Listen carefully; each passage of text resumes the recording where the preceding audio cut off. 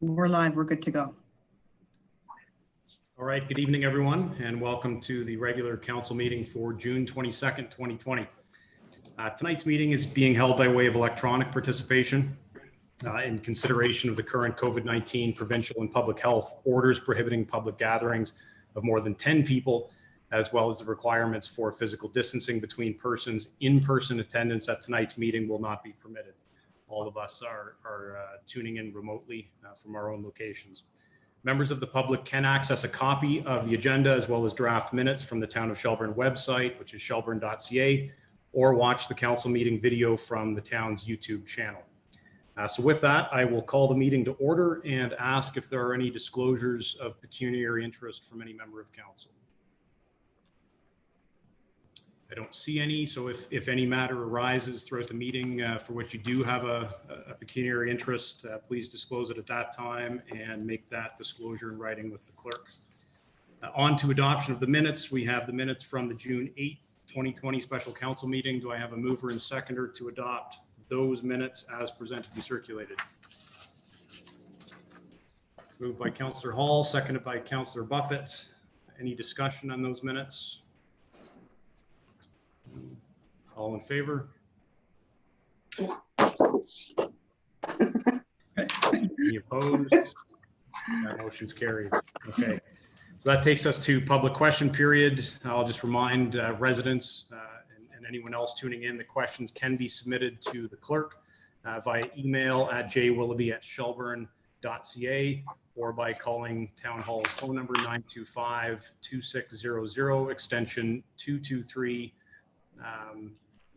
Questions for tonight's meeting would have had to have been already submitted, but for future reference and for future meetings, those are the contact details to use.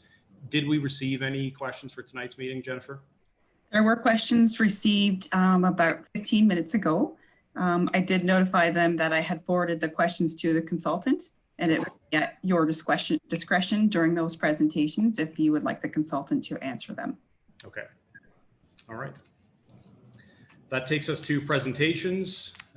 So we have one presentation tonight, and that is a presentation from the Ontario Provincial Police to provide council with a police contract policing proposal. Before I turn things over to Ken Key, I just want to make a few introductory comments. It appears clear from some recent chatter on social media that there are some members of our community, a really small minority, it would seem, who seem unclear as to why council is back where we are tonight, receiving a second costing from the OPP. The majority of those asking the question, I think, are innocently asking the question. They're likely individuals who, unlike the seven of us who live and breathe this kind of stuff every day, just likely aren't all that tuned in on a regular basis to local current affairs. An even smaller number of those, however, unfortunately, I think do know the facts, but just seem content to ignore them in the advancement of whatever agenda they may have. But in any event, it's often been said that we're all entitled to our own opinions, but we're certainly not entitled to our own set of facts. So I was just going to take a few minutes tonight to as clearly as I can run through a very brief rundown of the facts that have led to our arrival where we are tonight, as I said, in a position to receive a second costing from the OPP.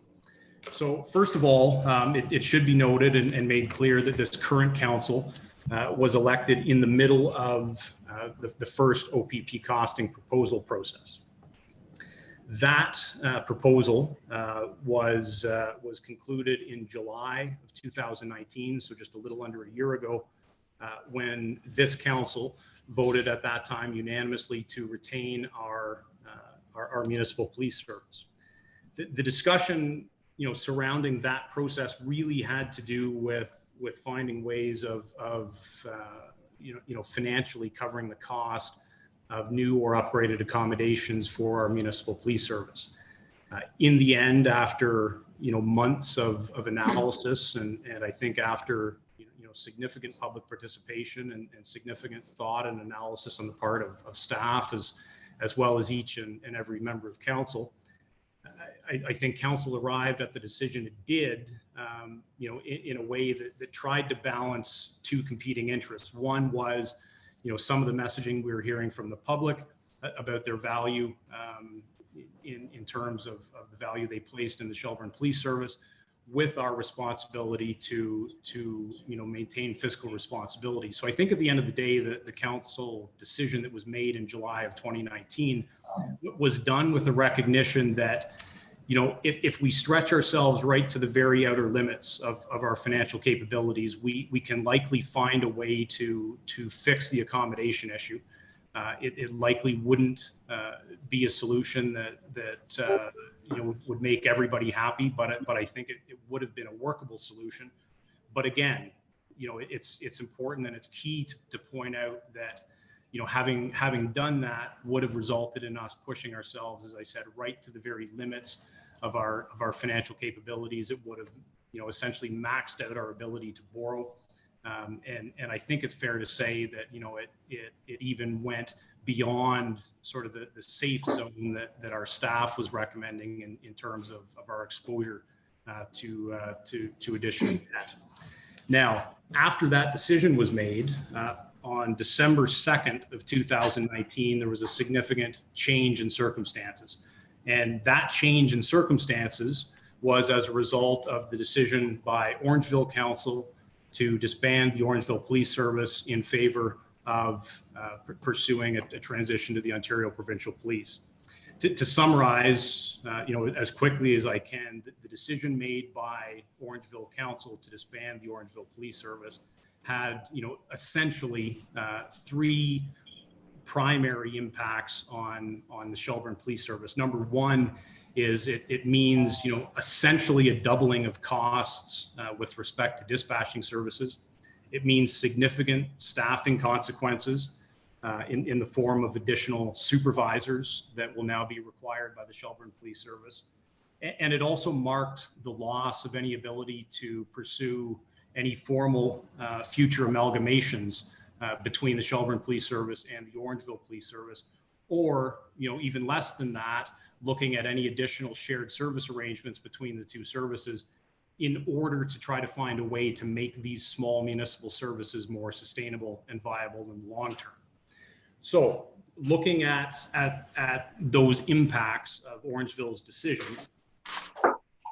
council, I think, and my colleagues can correct me if they have a different interpretation of this, but council decided that these changes, which resulted because of Orangeville's decision, were significant enough and consequential enough that it really changed the circumstances under which we had decided to retain the Shelburne Police Service in the first place back in July of 2019. So council did what I think and what I hold firm to is the only responsible thing in January of 2020, when we decided to pursue a second OPP costing. Now, some have criticized council. Some have argued that this is somehow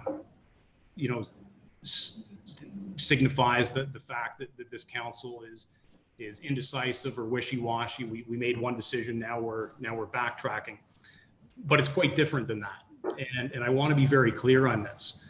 What council has done in deciding to pursue a second OPP costing, as I said, is acting responsibly. We have taken a material change in circumstances. We have taken new facts that are now on the table that weren't on the table in July of 2019. And we have decided that as a result of those significant changes to circumstances and significant new facts, that it's incumbent upon us to reevaluate our original decision. So that's why we're here. And with that, I will introduce Mr. Ken Key from the Ontario Provincial Police, and he can introduce the colleagues that are joining him this evening, and you can walk us through your proposal. So Ken, welcome. Thank you. Good evening. Let me just, I'm going to share the screen here.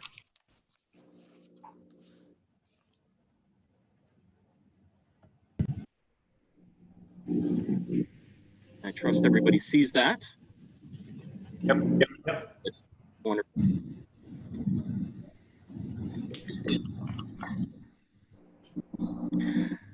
Okay. Okay, so good evening, Your Worship, members of council, Ms. Morrissey, and everyone joining us online. My name is Ken Key, and I'm a sergeant with the Ontario Provincial Police's Municipal Policing Bureau.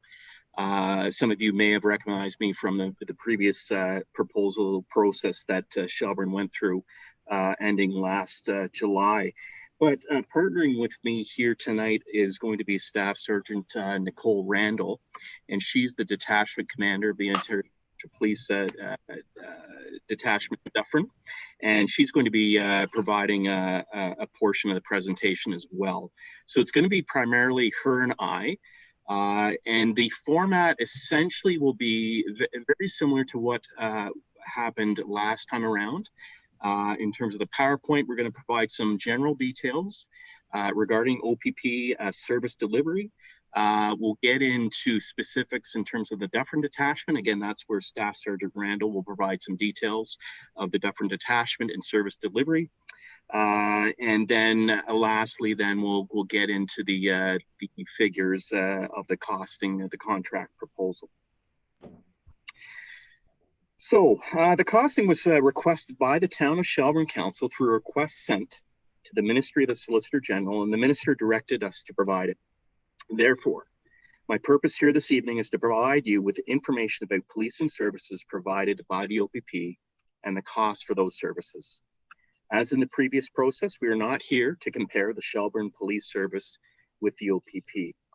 We currently have a great working relationship with the members of the Shelburne Police Service, and regardless of the outcome of this costing, we wish to continue working together with the purpose of maintaining safety and security for all visitors and residents of this area. My objective here this evening is to ensure that at the conclusion of this presentation, you will have a clearer understanding of the OPP's proposal in order to assist you in making an informed decision on your community's future policing needs. And that being said, you're going to receive an incredible amount of information this evening. You may want to take some notes and review the material. And should you have any further information or clarifications, questions, you can provide that to your CAO, Ms. Morrissey, and she can direct those inquiries and questions to me, and we'll address those for sure. We have corresponded in writing with different sets of questions, and I suggest that we continue in that mode of communication. I've also confirmed with Ms. Morrissey that in an effort to maintain transparency, all provided materials, questions, and responses will be made available to the public on your municipal website. In addition to the presentation, we have provided with the contract proposal, the 2018 OPP annual report, the OPP policing services profile, and a PSB governance document, which outlines the differences between a Section 10 Police Services Board and a Section 31, which is currently in place here. This evening, we will address the following areas: provincial support, regional support, services delivered by the Dufferin OPP Detachment, OPP accountability and reporting, the transition contract, and the cost of police in Shelburne. Following the presentations, we can certainly answer questions from council for clarification purposes in relation to the presentation. However, this evening's presentation is not meant as a question and answer session. It is my understanding that the town is currently planning to hold a public consultation session coming up on July 7th, which I will be involved with. So here you have an organizational chart of our command structure, showing our commissioner, Thomas Carrique, along with our deputy commissioners and provincial commander. Mary Silverthorne is provincial commander responsible for corporate services. Rose DeMarco is deputy commissioner responsible for traffic safety and operational support. Chuck Cox is deputy commissioner of investigations and organized crime. And Chris Harkins is the deputy commissioner of field operations. The OPP is a provincial police service. Our commissioner reports to the Solicitor General, Sylvia Jones. The OPP was formed in 1909 and has a long history of municipal policing in Ontario. We have been policing municipalities in Ontario under contract since the 1940s. We currently police 326 of 444 municipalities in Ontario on a cost recovery basis. We currently have 115 contracts serving 146 municipalities and 179 municipalities receiving policing services from the OPP under Section 5.1 Police Services Act non-contract arrangement. The OPP cost recovery process is mandated and geared to achieving fair cost recovery from municipalities. With over 8,900 members assigned to work locations across Ontario, we have a vast experience in both provincial and municipal policing throughout the province. Our latest annual report, which is in your package, gives you a snapshot of the OPP in 2018. This report provides an overview of the extensive services we deliver under both our provincial and municipal mandates. The report includes a segment on OPP municipal policing costs and resources, which may be of particular interest to you, and you can find those on page 12 and 13. The scope of our responsibilities includes traffic safety and community policing, combating organized and technically complex crime, emergency response, and crime prevention. While these are all day-to-day activities, they are not static. We remain committed to delivering policing services that are intelligence-led and applying analytics in the deployment of resources to target public safety trends. In the next few slides, I'll provide an overview of the resources and services available to your town that are managed at a provincial as well as regional level.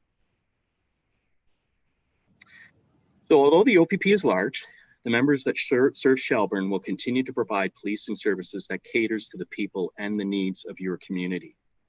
There are benefits and economies of scale that come with being a part of a larger organization. Should your town accept the OPP proposal, you will receive extensive administrative and operational support from our general headquarters in Orillia, as well as our regional headquarters, also located here in Orillia. Available to Shelburne are many OPP specialists that will assist local members by providing them with investigative experience and support as needed.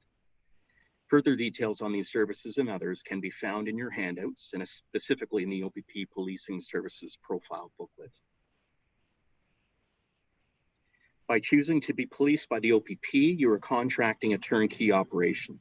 We do all the heavy lifting, so to speak, leaving your police services board to engage with the detachment commander to ensure areas of concern are addressed. We assume responsibilities of recruitment, training, payroll, freedom of information requests, policy development and maintenance, all conducted internally, alleviating work to the municipality. The administrative support your municipality will receive will save your staff time and allow them to focus on greater projects for your town.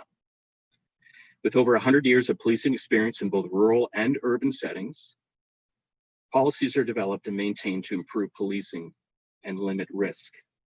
The OPP is liable for any damages that arise from any negligent acts or omissions of its members. The OPP is accountable to the municipalities that we serve at all levels of our organization.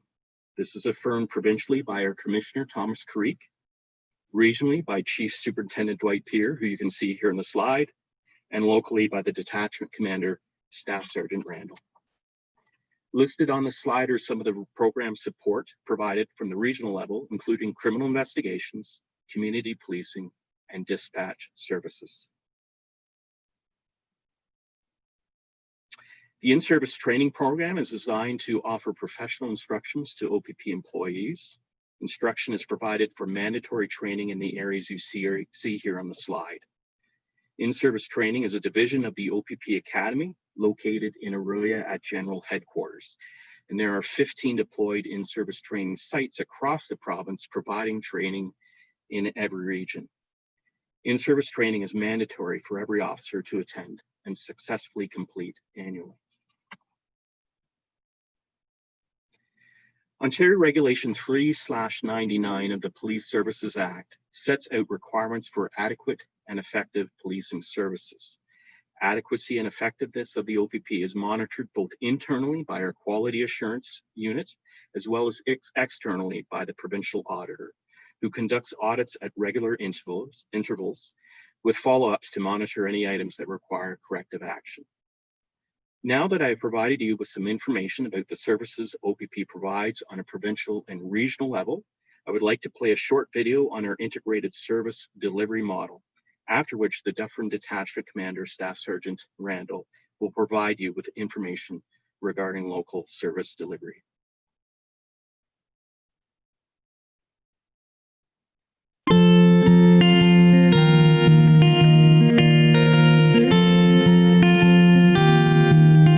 The Ontario Provincial Police operate out of host detachments, satellite offices, 5 regional headquarters, 1 divisional headquarters, and a general headquarters. With a footprint that covers more than 1.1 million kilometers of land and 100,000 kilometers of waterways. The OPP currently provides policing services to more than 320 municipalities on a cost recovery basis. Detachments operate on an integrated service delivery model, which allows for the blending and sharing of resources. Detachment officers provide policing services to 1 or more municipality and also provide policing services on King's highways, provincial parks, and waterways in accordance with provincial obligations. Officers in detachments are not designated as municipal or provincial officers and will often work in multiple locations during a shift. Integrated service provides the OPP with more flexibility to meet changing policing demands at a lower cost than having one standalone detachment serving a single municipality. It allows municipalities and the province to share the cost of detachment supervisory and administrative positions and detachment infrastructure. Combining the resources required to police multiple municipalities within one detachment provides a larger number of officers to draw on for major occurrences and emergencies. Detachments can direct more resources to a major occurrence without relying on overtime. The integrated service model also allows for coordinated policing strategies for issues that often span multiple jurisdictions. Being part of a larger, regional-type policing model offers communities the opportunity to engage and partner with other community safety and wellness agencies outside of municipal boundaries. Regional and general headquarters supply regular and specialty resources to detachments as needed. The OPP utilizes daily activity reporting as a system to record the time and location an officer works to ensure municipalities do not pay for provincial policing obligations. The OPP does not typically provide a standalone or independent policing option, as the integrated model is more efficient and works best with the OPP's footprint across the province.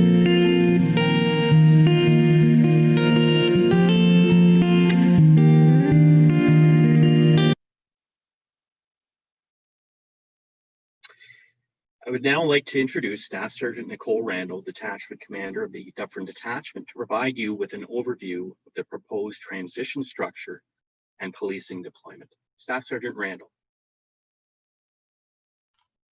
Good evening, everyone. Is somebody give me a thumbs up that you can hear me? Excellent, thanks. Good to see everyone again. Welcome to the members of council, Ms. Morrissey, and ladies and gentlemen who are viewing. As Sergeant Key said, my name is Nicole Randall. I go commonly by Nikki. I have been here at the Detachment Commander in Dufferin since 2016. I am in my 25th year, almost about to finish my 25th year of policing, and I started a long time ago in Cayuga, which is now known as Haldimand Detachment. Since then, I've worked at Brant County and Caledon Detachment, where I spent 16 years. In my 16 years at Caledon, I had the opportunity to be a breath technician, platoon supervisor, media relations officer, community services officer, community response officer, administration sergeant, and operations manager. In March 2014, I joined the Para-Pan Am Games Integrated Security Unit, and I spent 21 months working with that unit on traffic logistics security and led the logistics section. In the fall of 2015, I was promoted to Staff Sergeant and took on a role of Manager of Staff Development and Training in the Highway Safety Division. And I remained there until I came here to Dufferin to work. So the OPP is accountable through me to police services boards, municipal councils, and citizens of the municipalities in which we serve. Municipalities entering into a contract with the Ministry of the Solicitor General receive their policing pursuant to sections 10 of the Police Services Act. We've included in the package for you tonight a fact sheet outlining the differences between a Section 10 and a Section 31 Police Service Act. Next slide, please, Ken. So as we saw on the integrated service delivery model in the video, there's advantages and benefits to using the integrated service delivery model. We provide policing services to one or more municipalities. We share administration, supervisory, and other resources, and officers provide both municipal and provincial policing duties. And gives us enhanced flexibility, of course, for meeting the fluctuated demand at a lower cost. Economies of scale are always beneficial, and a larger number of officers that we have to draw on for major occurrences and emergencies. And coordinated policing strategies for multi-jurisdictional issues that arise from time to time. Next slide, please. This slide is demonstrating the proposed transitioned structure, and this would be for the current Primrose Detachment, the Orangeville Detachment, and Shelburne Detachment. Ken's going to speak to you further about FTEs when he resumes the presentation. As you heard in the video, officers in the detachment aren't designated as municipal or provincial officers, and we often work in multiple locations during a shift. Under this proposed structure, there'll be 2 sergeants per platoon working under a staff sergeant operations manager. There'll be 2 staff sergeant operations managers, 1 for each location in Orangeville and Primrose. There's going to be also 4 sergeants who will fulfill support roles to the platoon sergeants and operational staff operating out of the 2 buildings. In this model, we've allocated 8 positions to criminal investigations and 4 positions to the community street crime unit. The community street crime unit is currently a joint unit with the Nottawasaga Detachment. Their mandate is street level crime prevention and investigations, as well as supporting platoon and criminal investigations. The bulk of their work is street level drug investigations and property crimes, such as break and enters. When a municipality receives an OPP policing under contract, the Dufferin management team under my leadership, or whoever the detachment commander of the day is, ensure that required resources ensure that resources meet the levels required and adequacy standards are delivered while focusing on local resources on meeting the municipality's unique needs. For example, in Shelburne, we'd meet with the Shelburne Police Services Board and find out what the needs are specific to the town, and then direct the teams to the kind of activities that we determine will be beneficial. What's presented here is the overall structure, including the transition Shelburne members. And finally, if on-duty members aren't available, for example, at court or on an emergency call or in investigations, emergent calls for service will be responded to by on-duty resources from other zones, hence the integrated service delivery model. Integrated service delivery starts in detachment and then can reach out to other detachments that surround our detachment area if necessary. Shift scheduling, court scheduling, and supervision will aim to reduce overtime. And currently, this detachment platoons operate on a 5-5-4 shift rotation, while the administrative personnel work commonly on an 8 a.m. to 4 p.m. rotation. Next slide, please. As stated previously with the previous slide, the officers will be deployed from 2 locations, the existing Primrose location and the existing OPS or on Orangeville Police location on C line in the town of Orangeville. As you can see here on this slide, right now the transition structure, including Orangeville, is for 4 zones, as outlined there. The proposed structure will be 5 zones, with Shelburne making up its own zone. In regard to visibility, officer visibility, the patrol schedule includes the 4 platoons. There's 24/7 coverage in the detachment area, as there is now. With the 2 sergeants and 13 constables, what will occur is that the 2 sergeants and 10 constables will be assigned to zones 1 to 4. In zone 5, the Shelburne zone would have 3 constables assigned and a sergeant overseeing from the Primrose office. Current OPP technology allows for dispatching closest to the car calls for what we call 0 priority calls. So even if there was officers from Wellington Detachment or Caledon Detachment, Nottawasaga Detachment closest to a call, they would be dispatched. They would triage the call and then hand it over to Dufferin Detachment members when they arrived on scene. Next slide, please. As you can see in the map, Shelburne is right center of Dufferin County. And what we find right now is that our officers travel through Shelburne routinely to get to calls for service in zones 1 and 2 and 3. Sorry, zones 2 and 3. And we do meet up with Shelburne officers on a regular basis and go car to car, so to speak. Next slide, please. The community policing, the OPP utilizes Ontario's mobilization and engagement model of community policing.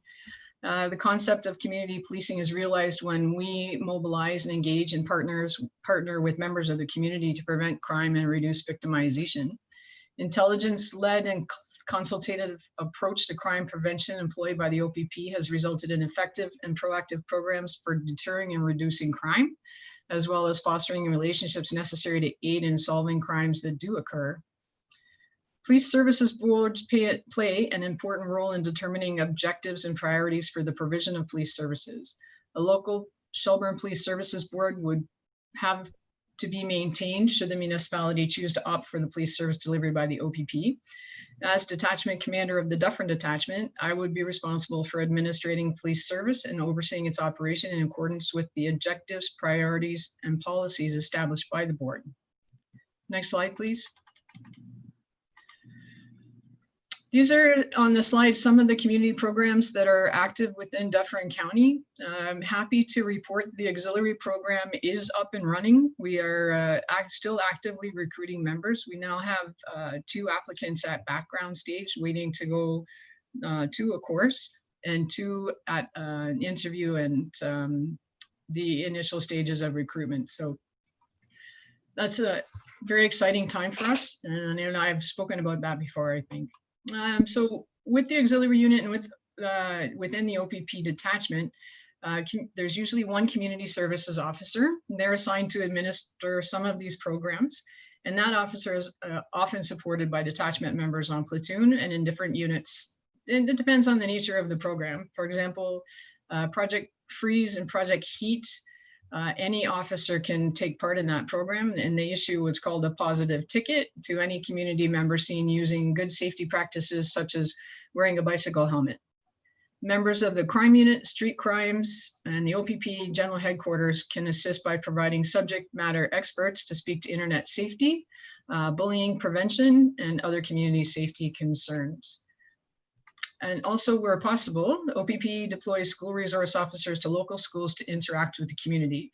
Often our role is to teach and provide an ear to listen and guide, as well as build relationships with our future leaders. The detachment commander will work with the Town of Shelburne Police Services Board in maintaining or establishing local community programs based on consultations with the board in regard to local objectives and priorities. Next slide, please. This slide speaks to reporting specifically to the Police Services Board. I'm required to meet with the Police Services Board a minimum of 4 times a year. And I have a number of standardized reports that I provide to the Police Services Board. And on the slide here, you can see complaints and operational categories reports, collision reporting, integrated court offenses network. So it speaks to traffic offenses or any provincial offenses notices. Records management, which is outlines the calls for service and the nature and the clearance over each quarter. And then calls for service summary billing report annually. Next slide, please.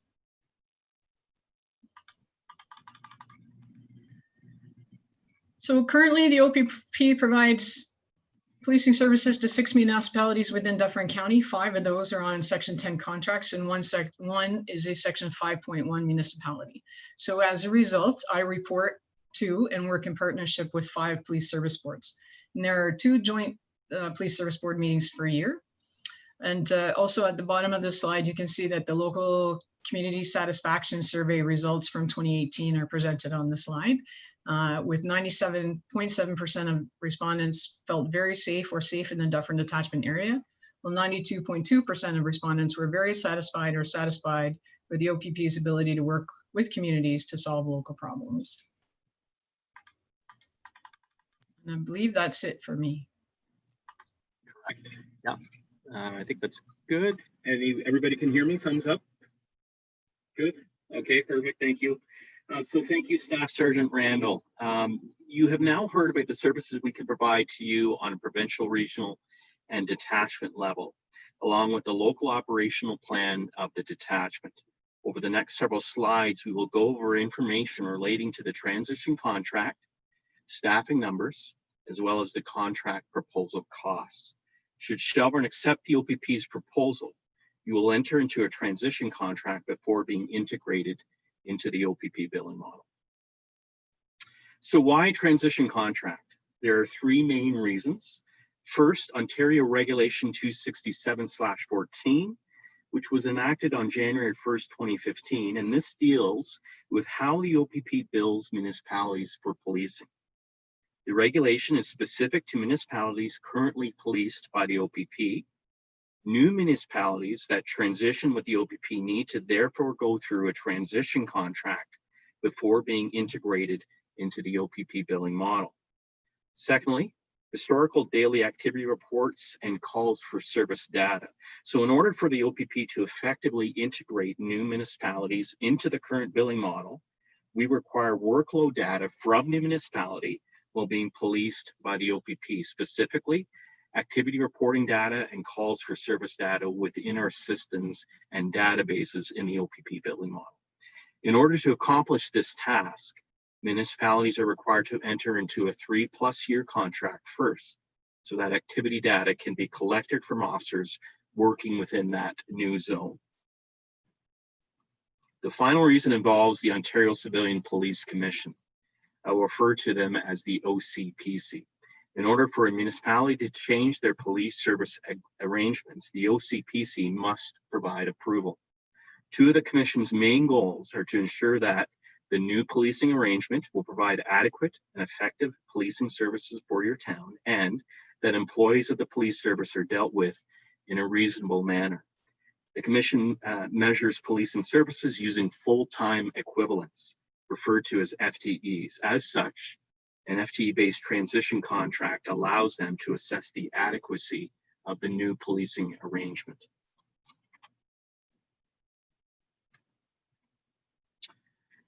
So the transition contract, as I mentioned, is based on FTEs. As such, the agreement provides your town with a defined number of contractual hours of service. One uniform FTE is equal to 1,417 hours. This is an availability factor used to identify time spent in your community where an officer is providing proactive policing service or responding to calls for service. They're what we call the boots on the ground hours. For those of you wondering why the plus in the 3+ years, it's because the contract ends at the end of a calendar year so that it aligns with the OPP billing model, which is based on a calendar year. For example, if Shelburne were to sign a contract starting in the winter or spring of 2021, it would expire on December 31st, 2024. The length of the transition contract would be 3+ years, after which Shelburne would be billed based on the OPP billing model. A little more information regarding our OPP billing model. Our current billing model for municipal cost recovery is provincially focused, meaning it is based on the services we provide to all municipalities, we recover policing costs from. Base service costs represent the municipal costs related to proactive policing services such as routine patrols, crime prevention, ride programs, and additional activities such as training and administration. The cost to each municipality is determined by the number of properties in the municipality and the standard province-wide average cost per property. It is billed on a per property basis. Calls for service costs are calculated on a 4-year rolling average, and the municipality is billed for their usage or percentage of the provincial total. So this chart outlines the breakdown for the proposed transitioned staffing structure. The first column shows your police service current complement. The second column shows the Dufferin OPP Detachment complement with positions resulting from the impending transition of the Orangeville Police Service to the OPP. The third column shows the total transition complement. And the fourth column shows the portion that the town of Shelburne will be billed during the transition contract period. And this is the column I will be focusing on. So as part of the integrated detachment, Shelburne's share of the inspector detachment commander has been calculated at 0.18% as shown here in the fourth column. That percentage represents Shelburne's share of the uniform complement, which is 15 of the 87 uniform FTEs in total. Regarding Shelburne's chief position, should the police chief choose to join the OPP, his rank will be determined through the OPP rank level determination process, or RLD.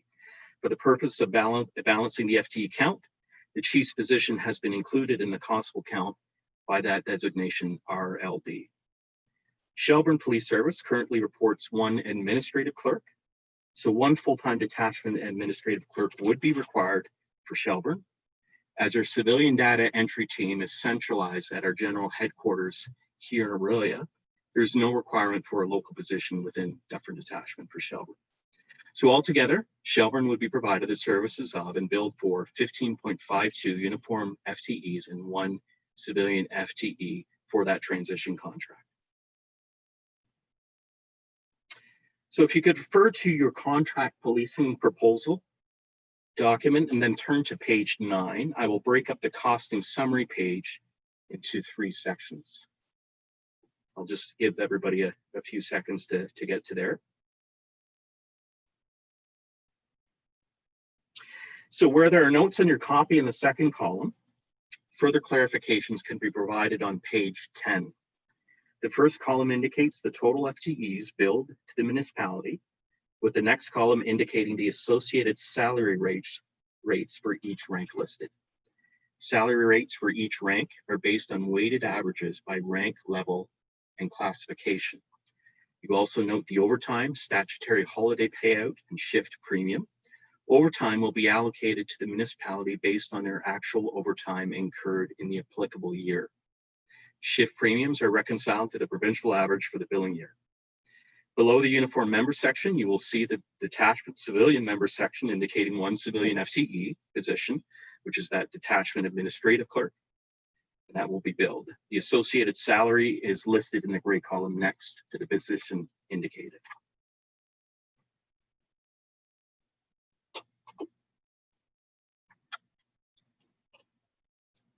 Excuse me, just a little dry here. So looking at the support staff salaries and benefits. So looking at the middle section of that contract proposal summary page, the area titled support staff salary and benefits. Examples of support staff include dispatchers, guards, technology, and radio support staff.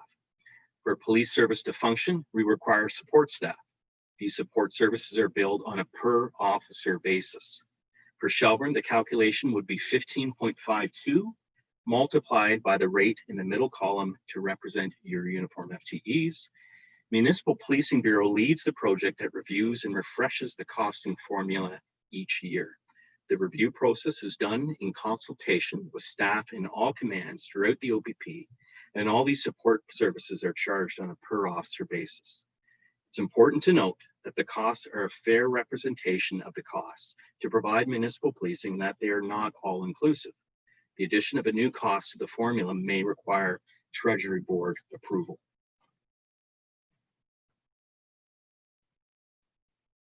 Now, please refer to the section titled Other Direct Operating Expenses. We also recover for other direct operating expenses on a per officer basis. So again, to calculate these expenses, you multiply the middle column by 15.52. You also note a year one adjustment of $29,000 because uniform and equipment is billed in the initial cost, which you will see on page 11. You're not required to pay for the per officer cost in the first year. Contract initial costs are seen on page 11 of the proposal document. So upon transition, there are initial startup costs with respect to uniform, equipment, and vehicles. The quantities are listed there along with their associated costs. And these are one-time only costs applied at startup. For Shelburne, the total uniform equipment and vehicle costs is $417,000. Please note that costs associated with system upgrades, such as a beat radio system and other detachment facility related areas, are not listed above, and these expenditures will be invoiced separately by the applicable program areas. If the municipality chooses to accept the OPP proposal, transition members will report to the Dufferin OPP Detachment located in Primrose. The OPP has completed a comprehensive capacity assessment as a result of a site visit, and it was determined that the Dufferin OPP Detachment in Primrose has sufficient space to accommodate the Shelburne Police Service members. There are a number of upgrades to the Dufferin Detachment that will be required to facilitate the transition. And these upgrades are listed here. You can see long gun vaults, gun lockers, parking lot upgrades, and a beat radio system. So the total estimated cost for these upgrades, and I stress this, these are estimates, is in the range of $65,000 to $99,000.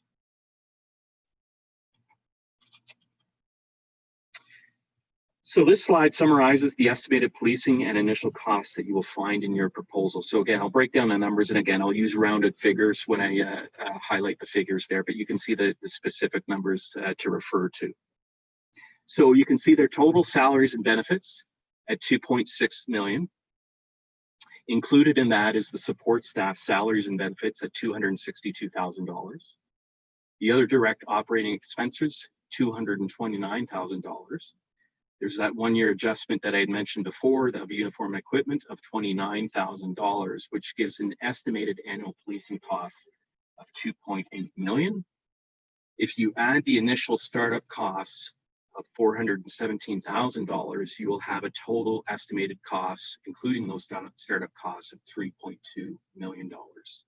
So this proposal is valid from 6 months from this presentation date to date, which would take you to December 22nd, 2020. Note that a decision by council can be made at any point within this 6 months.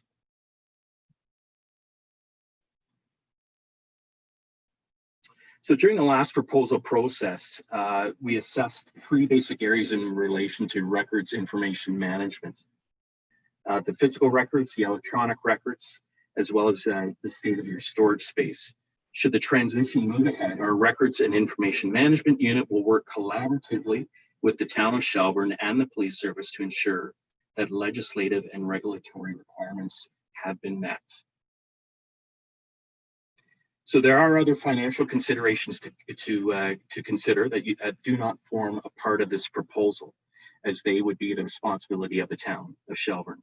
So listed on there are some examples: the cost of maintaining a police services board, and costs associated with record maintenance, disposal of assets, etc. So take time to review the information we provided. Using the established process, any questions can be coordinated through your CAO, Ms. Morrissey, and we will respond to them accordingly. There's information about the OPP and the services we provide on our website at opp.ca. I really encourage everyone to go on and check that. If you search Municipal Policing Bureau in the search box, it'll take you to our area for our bureau and provides a wealth of information that is really valuable, and I believe is very informative for everyone. So feel free to direct your residents to this information. The next steps you can see there are covered off in the slide. If the proposal is accepted, we would require a bylaw. There would be an information session for members that are transitioning. And there would be an OCPC brief and hearing possibly occurring. The brief is at the minimum. The hearing may or may not occur. It's up to the OCPC to decide that, whether it's warranted. And of course, then training and transition for the transitioned members. So, and if the proposal is declined, I will request that we be notified through Ms. Morrissey. We will continue to have the same excellent working relationship with the town of Shelburne and the Shelburne Police Service, with a common goal of ensuring that the safety and security of all residents is for Dufferin County. So that's basically concludes my presentation. I'd like to thank you for your time and patience this evening. And I'd also like to thank the CEO, Ms. Morrissey, for her assistance. And that concludes the presentation. Thank you.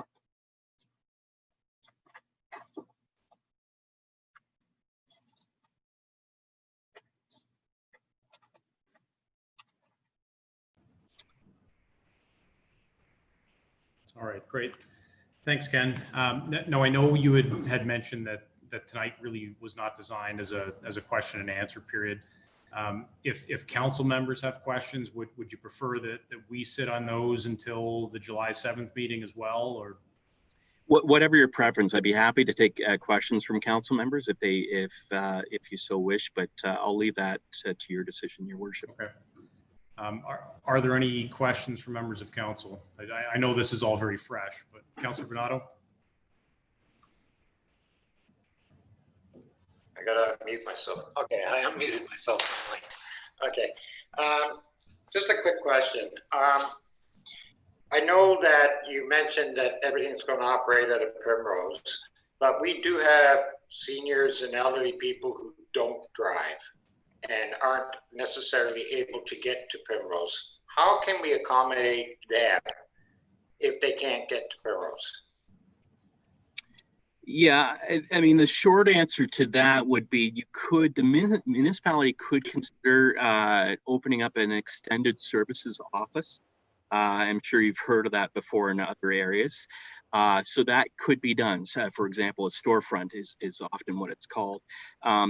Keep in mind, though, that is at the responsibility of the town to find that and to fund that. So that would not be factored into any sort of transition contract or anything. That would be the responsibility of the town. But that is a possibility if the town wishes to pursue that in consultation with facilities section that would definitely could advise your municipality in terms of steps to take, but that is an option to consider. Okay, and then I just want a clarification on was it direct access DAR, whatever that was, that acronym. Yeah, it's our daily activity reporting. The daily activity reporting, yeah. That goes directly to the Shelburne Police Services Board or the board of the day, the Police Services Board, and from there would it go to council? Would they respond to council? Is that how that works? I wasn't sure. I quite understood that one. Sorry, yeah, through the mayor. Can you just clarify? So you mean the results of those daily activity reports? Yes. I mean, those daily activity reports are a turning reporting structure that kind of tracks our activity within the municipalities that we police. The results of that, I don't know if there's any format that would provide direct information from those reports to the municipality. Staff Sergeant Randall, can you provide some clarification on that? Yeah, the daily activity report's like a timesheet for police officers. So instead of like a time clock or instead of something measuring what we do, we input at the end of every shift the activities that we do. So if we go to if we do 2 hours of foot patrol, then we put in 2 hours of foot patrol under the assigned uniform crime or the obligated duty code, it's called. If we go to a motor vehicle collision, we enter that as a motor vehicle collision. And the daily activity reports are used for pay, for statistical measurement of hours that we put into different activities. And that's where a lot of the activities that are measured under the uniform crime reporting and for the purposes of billing are based on the number of hours on average it takes in the officer's report, what it takes to investigate certain activities. So for example, under the billing model, there's a certain amount of time that's allocated to investigate a motor vehicle collision. And that comes from years of officers entering into their DAR, a motor vehicle collision, that they're in the initial investigator and how many hours it took them to investigate that collision. Is that helpful? Yeah, so that's all internal. That's nothing that goes to the Police Services Board. That's what I'm understanding. That's correct, yes. Okay, and I guess one final question to Ken. Did I understand you saying that there is no requirements of any civilians from the Shelburne current detachment? No, through the mayor. So there is going to be one civilian detachment administrative clerk for Shelburne that would be working. They'd be working at Primrose. But not necessarily, that'll be, so you're taking somebody from this area. Okay. Correct. So yeah, there's currently one civilian administrative manager. So yeah, we would require that in a transition contract. That's costed into the transition contract, one detachment administrative clerk. Okay, thank you for that clarification. Oh, okay. Okay. Any other questions from council? Councillor Fegan? Hear me okay? Yep. Just want to make sure I understand as well as far as the complement goes per shift. From what I saw on the chart, my estimation is your proposal is that there would always be a minimum of one sergeant and is it 2 constables per shift? Was that the proposed idea? So yeah, and Staff Sergeant Randall can confirm. No, we actually have 3 constables assigned per shift to Shelburne. And that would be the organizational structure of the detachment. So yeah, it's I believe it was 13 members total for the platoon, including Orangeville, but 3 assigned for the Shelburne zone. Okay, is that it, Councillor Fegan? That's just what I wanted to know. Okay, I think I saw the deputy mayor's hand as well. Yeah, I just I have a comment. You mentioned, Mayor, that this wasn't designed for a Q&A at the end, but you certainly extended the opportunity for councillors to ask questions. And I was glad to see that at least Councillor Bernardo and certainly Councillor Fegan had an opportunity to go through the documents. My comment is simply this: if that's going to be forwarded to councillors, then I'd like to see the report given to us much sooner to have the opportunity to digest the information so we could actually have a meaningful Q&A. If we're not having a Q&A, then I'm totally fine with that. If we're told that we have to wait until a certain day before we could either send questions to the CAO or to ask questions specifically, then let that be the case. But if we're opening it up, then I'd like to see us getting the report well in advance. And I'm not sure when this report was created, but getting it at 4 o'clock when the meeting is at 6:30, when we all have things that we're doing during the day, I think is a bit late. So that's my comment. I guess I'll reserve, once I have the opportunity to go through the 37-page report, to provide my questions at a later date. Yeah, so keep in mind, Deputy Mayor Anderson, that the OPP will be back on July 7th, so that'll be a sort of wholesome Q&A evening for the public as well as council. But just if there were any initial questions that came up, I have some here that I'm going to ask once the rest of my colleagues have gone through. But you're right. I mean, it's a lot of information to digest in a short period of time. So, Councillor Buffett, did I see your hand? Oh, I just wanted to echo what Councillor Anderson was saying as far as timing, because I didn't even have time to eat, let alone read a report. So, yeah, fair enough. Okay. Anybody else? They say Sorry, Your Worship. Just to clarify, yeah. Again, I mean, it's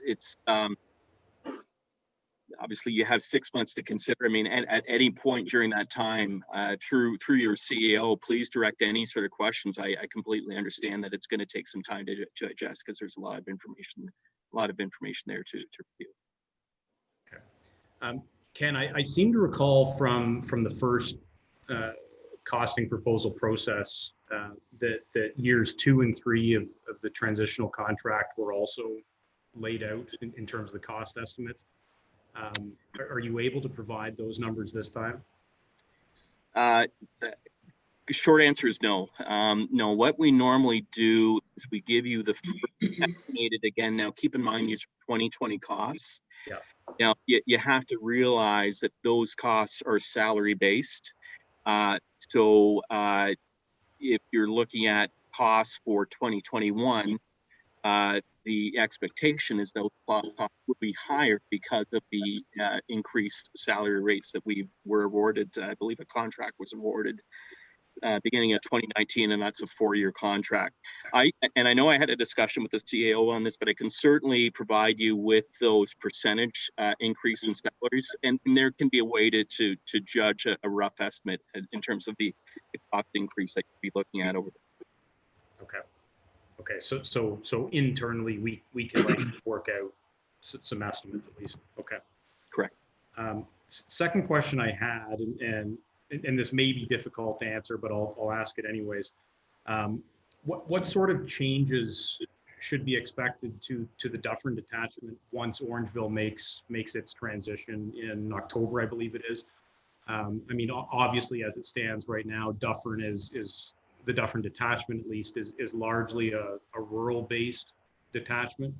And clearly that will become much more urbanized once Orangeville joins the fold. What sort of changes in terms of service deliveries, could be expected once that happens, if any? Staff Sergeant Randall, do you want to address that, or do you want me to address that? Can you clarify just for me, what do you mean? Like to... Yeah, so I mean, for example, something like street crime, I'm assuming is not high on your list of priorities right now, given the fact that most of the territory you're policing is rural. I would expect that may change once Orangeville joins. Are there sorts of things like that will change come October when Orangeville transitions to the OPP? So street crime, let's put it this way. So it's kind of like absorbing a whole new detachment into our detachment. So there will be service changes, but not for the service that we provide to the 6 municipalities that we serve right now. We are adding that 7th municipality, but we're also adding all of that personnel into that area. So the benefit to the rest of us in the 6 other municipalities is that the community street crime team is increased from 1 till 4, and then may or may not be combined with Nottawasaga. So we'll see more community street crime activity of the officers, more investigations and more work being done in all of the municipalities, not just Orangeville.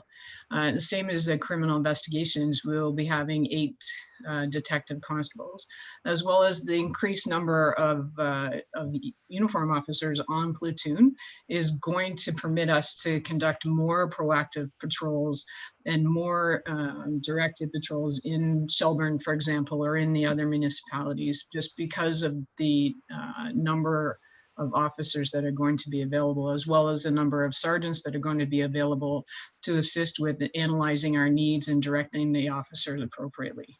Is that helpful? Yeah. Okay. All right. And then my second question was, again, likely for the staff sergeant, most appropriately, you had mentioned that tailoring services to meet local needs is something that's important, and that will be done largely through consultation with the local police services board. And this seemed to be one of the hot button topics that was discussed during the last costing process. But if a few of those local needs emerge as being a desire for beat patrol and a desire to have a presence in the schools, that's something that could be accommodated through the regular base service. Yeah, most definitely. We're going to have the intention is to have the school resource officers and the community services officers, as well as the 2 admin sergeants. So it just gives us more opportunity to focus on areas where it's needed and work with the board and identify what strategies we're going to undertake to provide the service that you need in the places that you need them. For example, what kind of service do we need in the school? Or, I know that the community is concerned about seeing officers out on foot and check-in doors and meeting the public and doing work face-to-face in the community. And that's something that we'll work on with the sergeants to make sure that the officers are out there and being visible and being in the community, working on the priorities that are identified by the police services board. Okay, so just to put an even finer point on that, if the Shelburne Police Services Board, of which the deputy mayor and I are members, indicate that two important, things for our community is beat patrol and presence in the schools, then those are things that we would not be charged extra for. That's correct. It's part of the service delivery. We do it already now, and we just identify what are the best times to do it and the best locations and where the need is identified. For example, if you have a rash of, say, mischief in a certain neighborhood, or if you have a rash of vehicle entries in a certain neighborhood, then we can direct some directed patrols where we increase visibility and increase officer presence, or take the alternative tact and utilize community street crime unit to help us try to identify who's causing the issues or what's causing the issues. But I think what you're trying to ask me is, do you have to pay for a school resource officer? No, only if you wanted a full-time dedicated person to be in the school all the time, then that would be considered an enhancement. If I can give you an example, so the town of Mono has an enhancement officer to conduct traffic enforcement. That's what that officer was hired for, and that's what he does. He does traffic patrol 60 hours every 2 weeks. So, but we still have our officers who are out doing traffic enforcement in the areas where they're identified that they're needed. Okay, all right. Just two more questions for me, I promise, and then I'll open it up and see if there's any more. You had mentioned limitations on liability as being one of the advantages that OPP can offer, over a municipal force. Could you maybe just expand on that a little bit? Yeah, I could. I could expand on it maybe a little bit. Any officer actions, again, it's actions of the officers that could involve, some sort of a lawsuit being issued. Again, it would be the responsibility of the OPP to they'd be the liable parties, not the municipality. There's some confusion over that.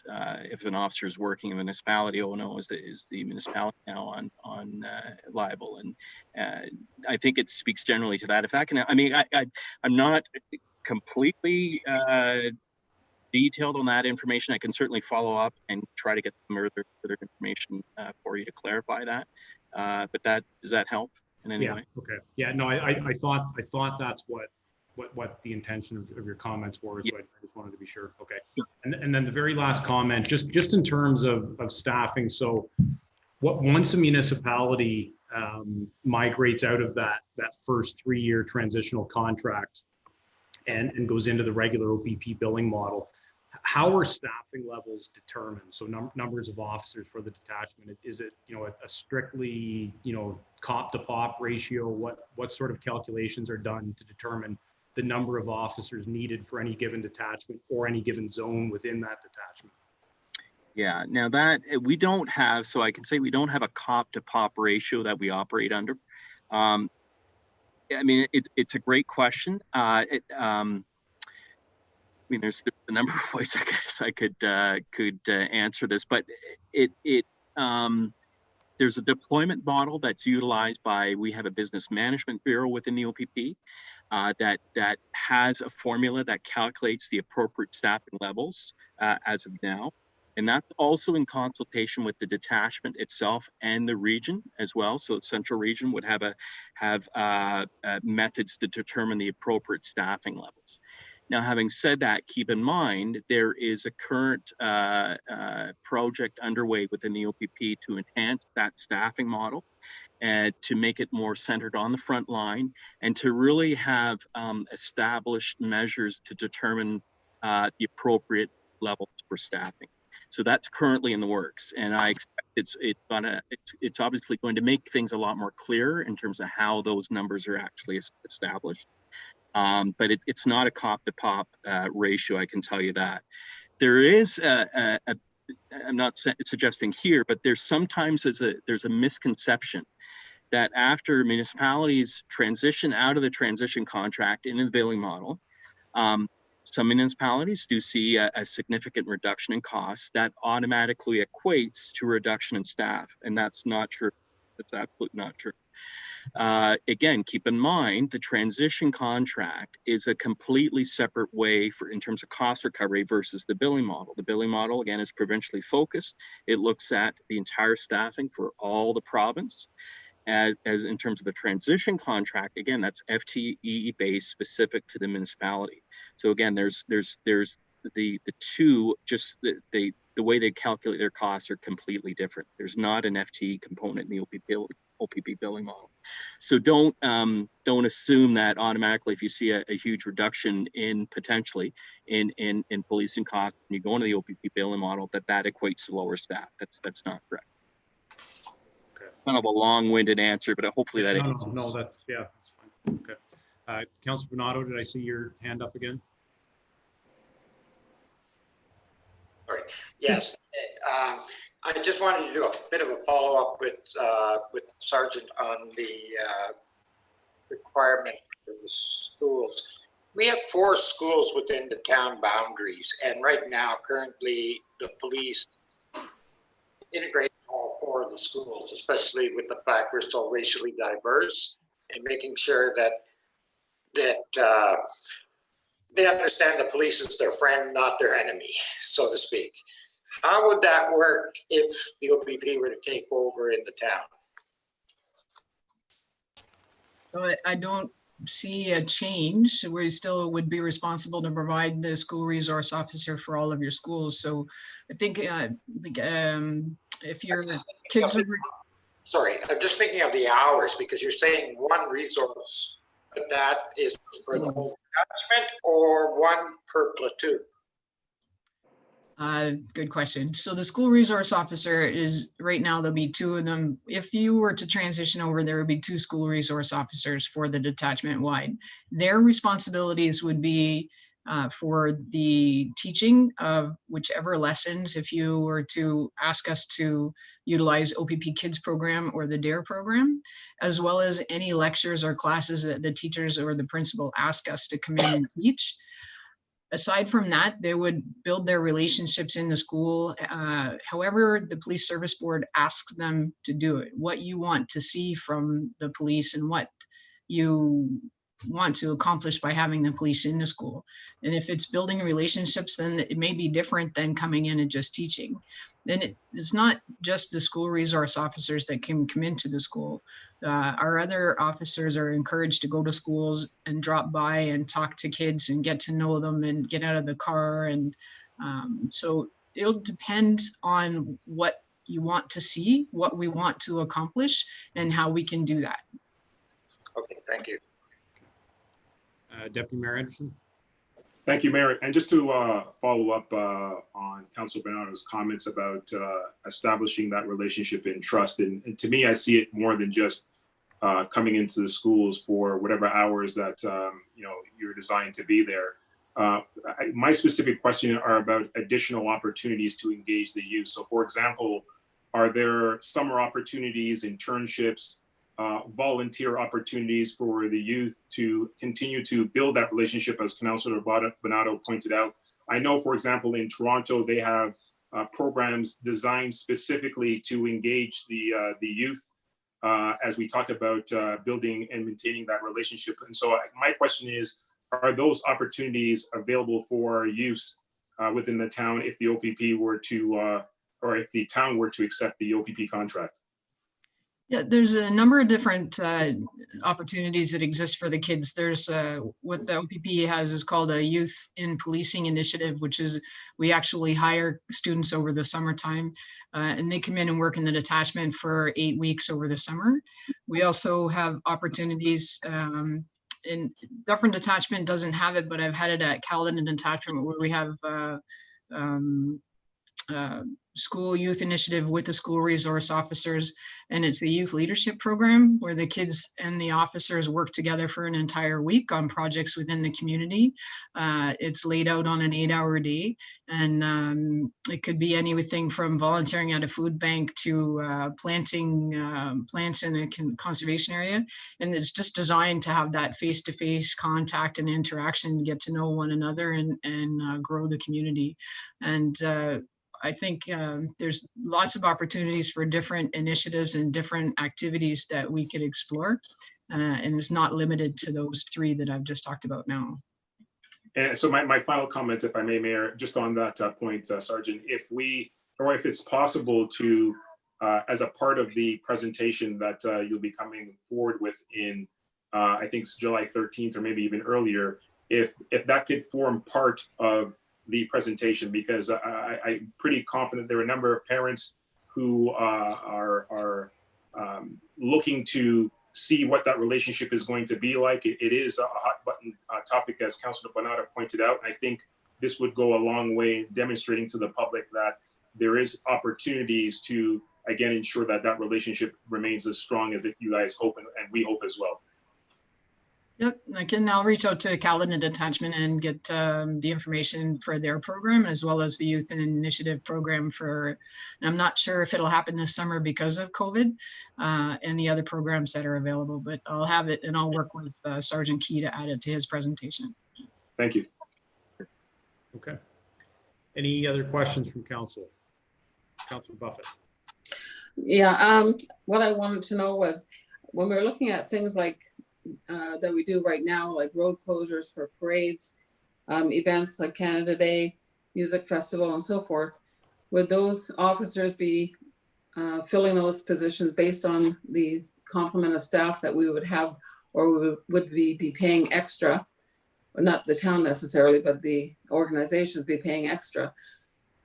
Just to give you an example, like if you had a parade and you had police officers blocking off the exits, and then there was an accident out on 124, it was my understanding that the OPP would then go out to deal with that issue. So how would that be handled? Well, I can say from our standpoint, again, you wouldn't. It kind of depends on what the scenario is. You wouldn't necessarily, for example, you wouldn't necessarily need to hire a paid duty officer to fulfill the needs of, say, a traffic control situation for a parade or whatever. Those could be performed by the zone officers. Having said that, if available, I mean, that's one of the beauties about the integrated service delivery too. If there's a need, we can bring another officer in from another zone to help out, for example, for a certain time. But again, it's not that those services will automatically require extra funding to perform those positions. So then we would just advise you in advance, giving you enough notice to make sure that's made available for that particular event or thing that's taking place. Yeah, in consultation with the staff sergeant, yes, we would make those arrangements. But having said that, it depends on operational needs. I mean, there could be a possibility that it might be a paid duty situation, but it's not an automatic case that that's always the case. Okay. And Staff Sergeant Randall, I see your hand. I'd just like to add that with the auxiliary program that we have, it's going to be much easier to manage these events. We have over the years assisted Shelburne with the fiddle parade, for example, and we close access to the roadways out at this end of town. And a lot of the events that we have within the OPP, like Santa Claus parades and different events, are managed using officers from platoon and auxiliary officers working together to manage those. And as Sergeant Key said, timing and advance notice is critical. It allows us to plan to have an appropriate number of personnel on the day of the event. For example, if we have to ask officers to change shifts, or if we have to get auxiliary officers in from other auxiliary units to assist us. So as Sergeant Key said, the paid duty aspect of a lot of these events would basically be for security, not for road closures and that kind of thing. So, but it's all planning in advance. The more notice we have, the easier it is to sort it out. So for example, if we had, we have the music festival which was the Fiddle Championship in the arena. We normally have a number of police officers on duty for that particular event when there's events taking place over 2 or 3 days, but specifically on a Friday night. So would that be something that would be provided, or would we pay extra for that through the various service clubs that are looking after organizing that? We'd have to talk about it in advance and find out what the service of the officers is required. Okay. And just for the sake of clarity, I do believe that that even with our municipal service, we do pay extra, or the Yes. service clubs pay extra for those services. I don't know if the CAO or the treasurer want to chime in on that, but I believe that's the case. Denise? Yes, it is. Through the mayor. Oh, sorry, Councillor Buffett. Would you like to speak first? Pardon me? No, I just wanted to say that as a member of the Rotary Club, we do pay a significant amount extra. So I just wondered about that. Okay. And I can just reaffirm that there's no difference currently. The majority of all events, depending on who the recipient of the bill is, are predominantly paid duty for closures and management of issues. So similar to the staff sergeant's comments, that if it was incorporated within the existing day of an officer, there's probably no issue with that. But if it needs to be scheduled and managed, and a number or a minimum number of officers applied to that function and dedicated so that they're not taken off the duty, and traditionally in the bills, and many of these are waived fees that the town of Shelburne has paid for, in the grants that you provide to the organizations for their events, are being used for helping offset the cost of paid duty. I think a good example of an event that's had significant paid duty costs would be the street festival in the past, which I think Councillor Fegan may be able to just speak to, or at least acknowledge. His head is bobbing, yes, so I think that's a concurrence. Okay.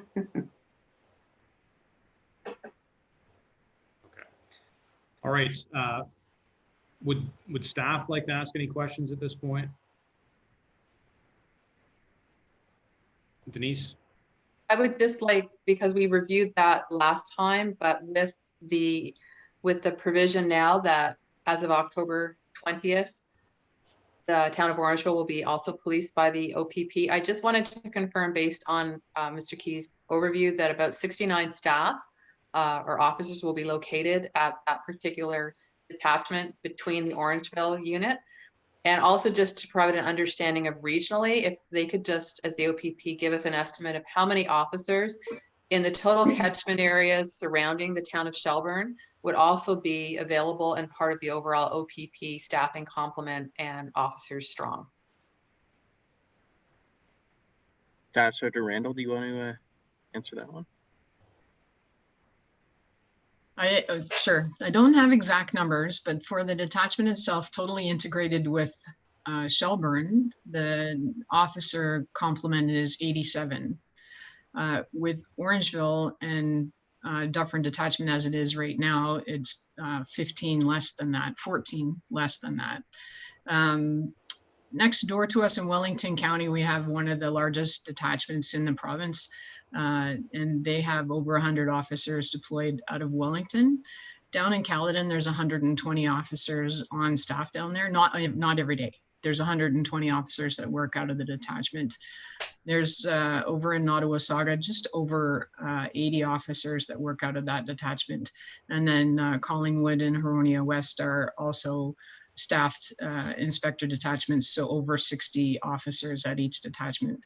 So it would be those offices that we would call on should we need them to respond. And I don't see, I hope that we don't have an incident where we would have to recall officers from other detachments to come in for an extended period of time.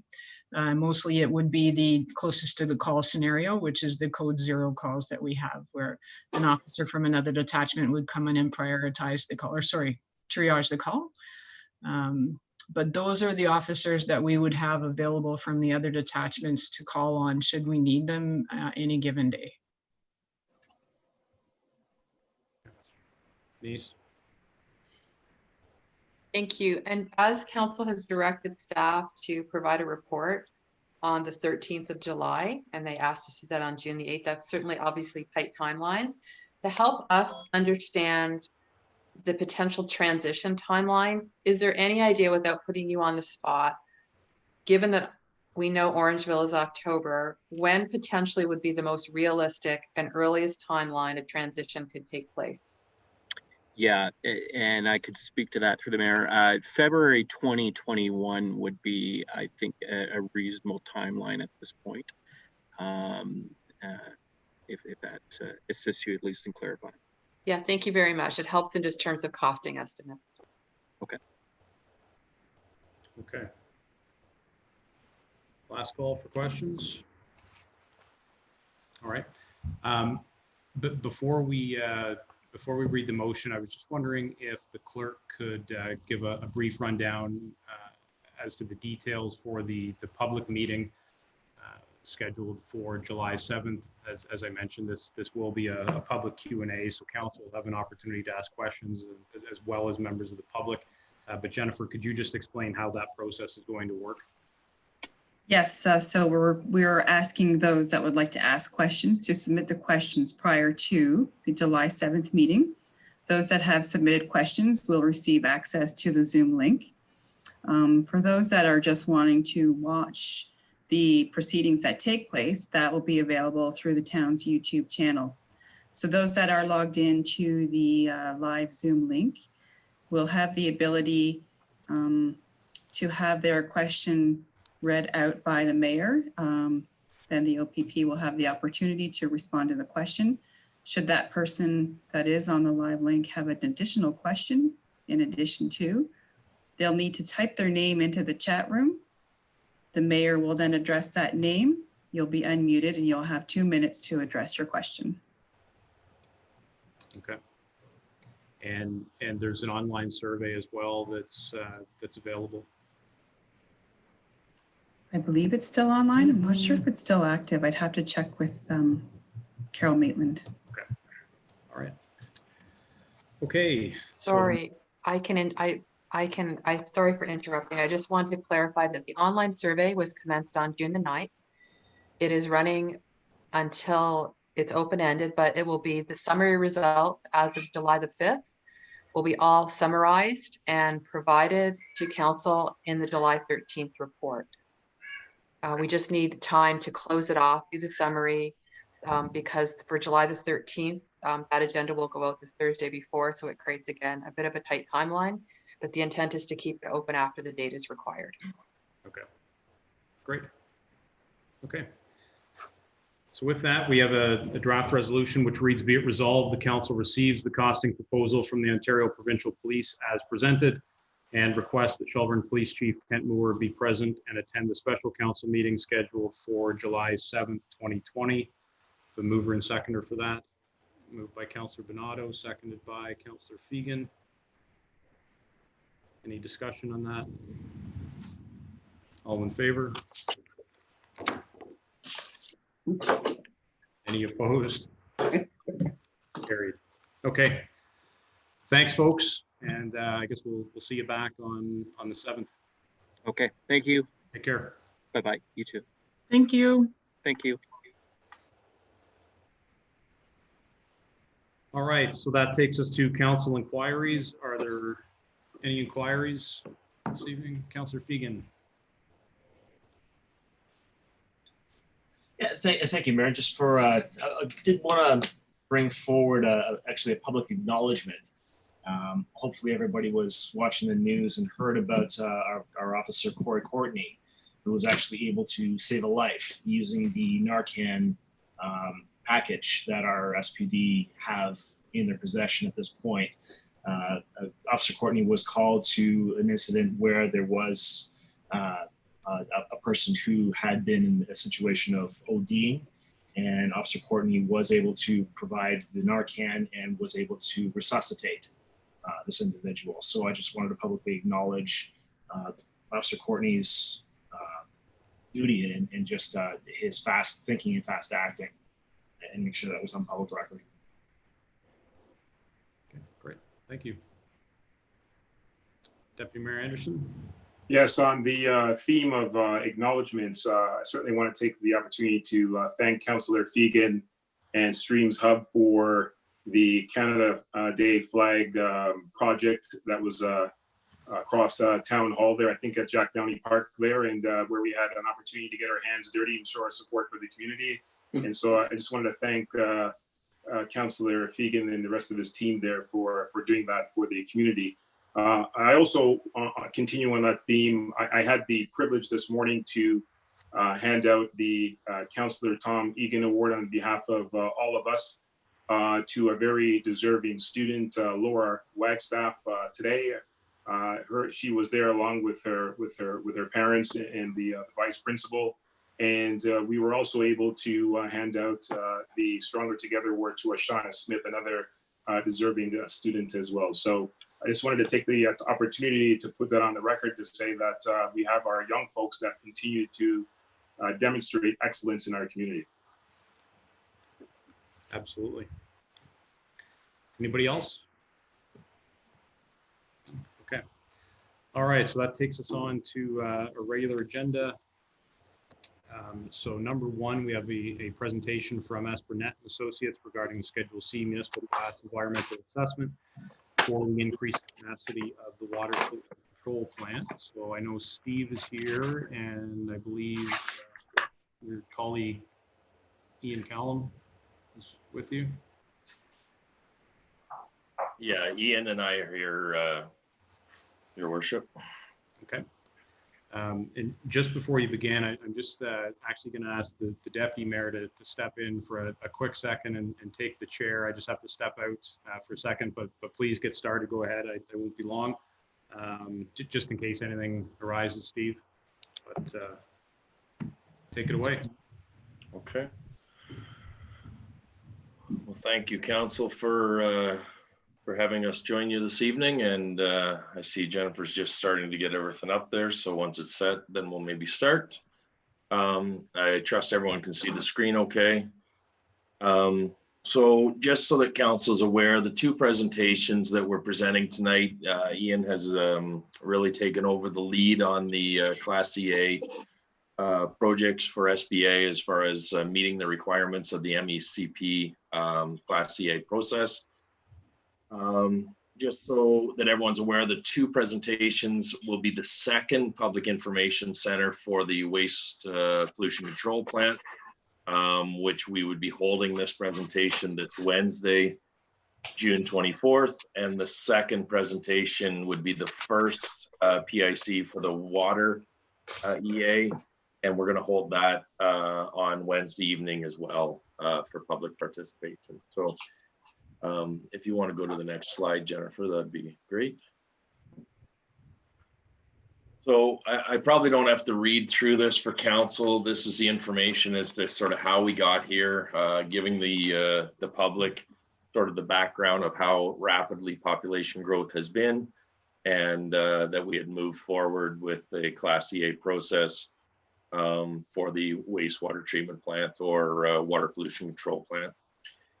It is a Schedule C, which is the most, I guess, stringent or complicated process, and other than a full EA. So it is.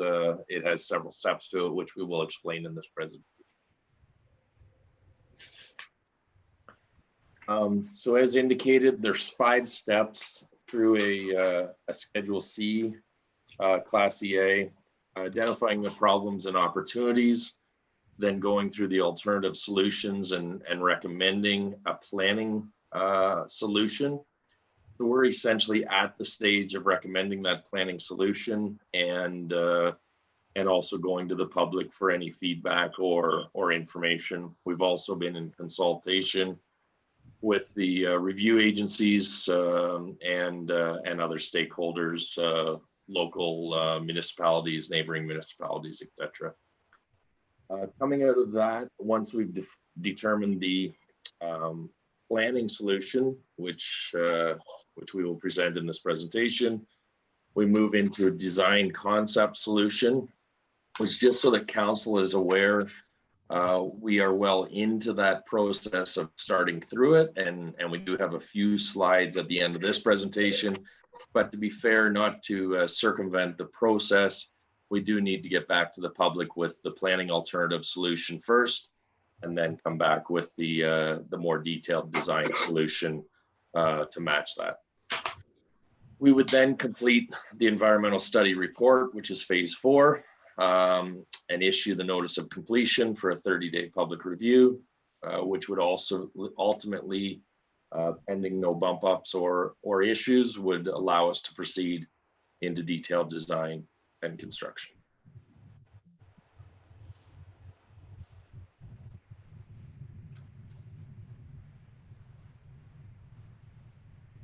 If you can maybe go to the next slide, Jennifer, thank you. So again, I'm not sure that I need to really go in detail to this. I think council's fairly well aware this is more for public input, but the existing water pollution control plant is an extended aeration treatment plant with tertiary filtration and UV disinfection. As council knows, we discharge to the Besley drain, and ultimately through the Boyne River, the final effluent ends up in the Nottawasaga River.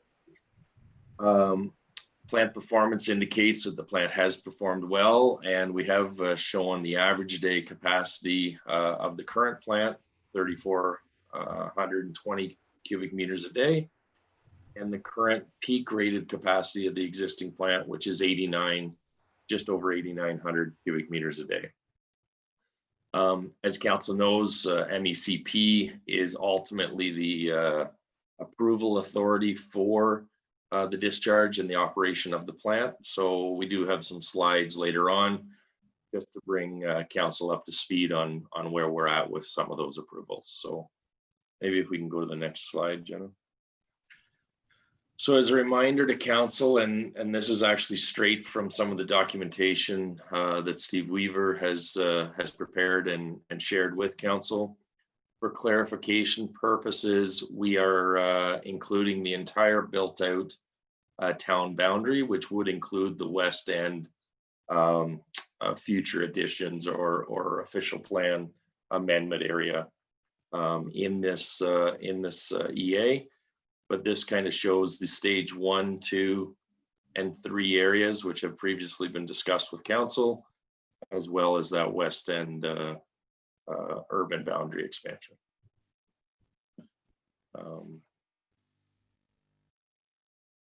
Thank you, Jennifer. I guess I do apologize. This slide doesn't seem to show up quite as nice on the presentation as my printed one, but maybe I'll explain just some of the areas of it. The black line at the bottom is the census data for Shelburne's growth.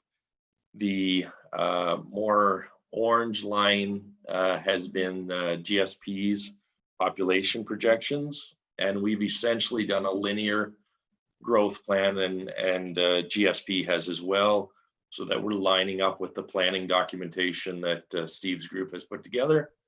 And ultimately, the build-out population is estimated to occur between 13,000 and 15,000 in 2041. Just for council's benefit, as the engineers in the group, we have gone with the high end of the estimate and have been working from the population of 15,000. And that's what corresponded to the 5,100 cubic meters per day wastewater treatment capacity that we have been talking about or are moving towards as part of this project. If we can go to the next slide, please. Thank you. So just to bring that into context, we didn't necessarily have a population comparison for the existing waste or water pollution control plant, but we have noted the average day flow and the peak flow capacity of the plant. You can see, and council's probably acknowledged this, as each time we've come forward with allocations for additional development, that we are getting awful close to that line. You can see that our 2021 projection, that population, along with current per capita demand, essentially would have the average flow at very close to or equivalent to the plant capacity, which really brings us near the top end. To be fair, we will be coming back to council at the next council meeting with the up-to-date 2019 sewage allocation numbers, but this just brings it into context for council's awareness. The next item, oh, sorry, Jennifer, just if I could explain one more on that one. The next item was again showing sort of that 2020 would exceed, and then the 2041 projection of the 15,000 or 5,100 cubic meters. Okay, we can go forward. Thanks, Jennifer. So the alternatives that were presented and brought forward was the do nothing approach, which always has to be addressed or looked at as part of a Class CA process. Increased water efficiency and reducing extraneous flows into the collection system.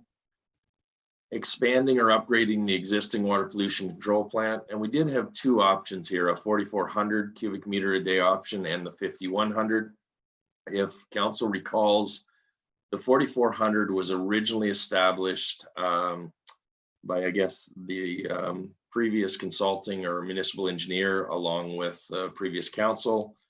When we went through the process of projecting forward for 20 years and really seeing where that value set, there wasn't a great correlation to that amount to population or town boundaries or build out. So it really was MECP's advice that we pushed forward on the numbers that matched the build out, and that's where the 5,100 cubic meters a day came forward. The other option was to build a new second wastewater pollution control plant for just the additional flows, so the additional flows above existing. The other option is to look at new replacement, abandon existing and start fresh. And the last option was a pipeline connection to a neighboring municipal system. So if we can maybe go to the next slide. So this is just a generic, basically process as to how we go through this process. Ultimately similar to a coffee filter, we put all the alternatives in and screen them out as to whether they are proven technologies, technically feasible, are they consistent with planning objectives or provincial government policy, etc. And really just a slide to help the public understand how we go through that screening process. If we maybe go to the next slide, please. So just so council's aware, and I know we've had these discussions before, but again, bringing it forward to the public eye, the do nothing option really does not provide a viable solution. It does not meet the future planning needs. It doesn't meet the needs identified in the current or expanded official plan. And really there are existing upgrades that would have to happen to the plant just to meet those criteria. So to some degree, the do nothing option has fallen off of the evaluation process. Increased water efficiency and extraneous flows was definitely a positive alternative. And in fact, council needs to be basically congratulated as to how much the previous council and everyone put forward into this. Over the past 5 to 7 years, we have significantly reduced the extraneous and leaks into the system. The advantage or the positive of that is it's been really good to lower the per capita use. It's been good to extend the life of the system. And to be fair, I think when I first started in Shelburne, the sewage treatment plant was at capacity, and since that time there's been close to 3,000 additional people that could be accommodated through this actual number 2 item on its own. The downside to that work is that we've come near the end of that benefit. There's still benefits and reasons to continue with closing up leaks or finding those issues, but we've kind of got the bang for the buck already, so it will not be enough to go forward with that option. The other option, the new pipeline, was not considered practical, financially realistic, or economically viable. There's just too much connection or distance between Shelburne and any plants that could actually handle any additional flow, and really that one fell off the table fairly early in the assessment process as well. If we could go to the next slide, please. This one's having difficulty as well. So ultimately, the four pieces that we do look at is environmental impact, economic feasibility, social impact, and technical feasibility. So all four categories were weighted at the same rating of approximately 25% for scoring. And then each criteria was assessed to each of the alternatives that were still left to review. Maybe we'll move to the next slide. It might be easier than that one, Jennifer, thank you. So when we talked about technical feasibility, this is ability to meet the effluent limits, reliability, ease of operation, really technically does it work. Environmental impact, can we meet compliance with environmental regulations? We're worried about aquatic impacts, mitigation of impacts. So really from an environmental perspective, will this solution work? Economic feasibility obviously is capital costs, O&M costs, life cycle costing, and sustainability. So we look at each option and where it fits from an economic perspective. And then there is social impact, both the financial impact for residents, meeting local planning provisions, can be impact on quality of life. These are things such as, I know there's been odor issues with the plant in the past, so bringing items like that into context and reviewing and making sure that those parts are brought into the evaluation. So next slide, please, Jennifer.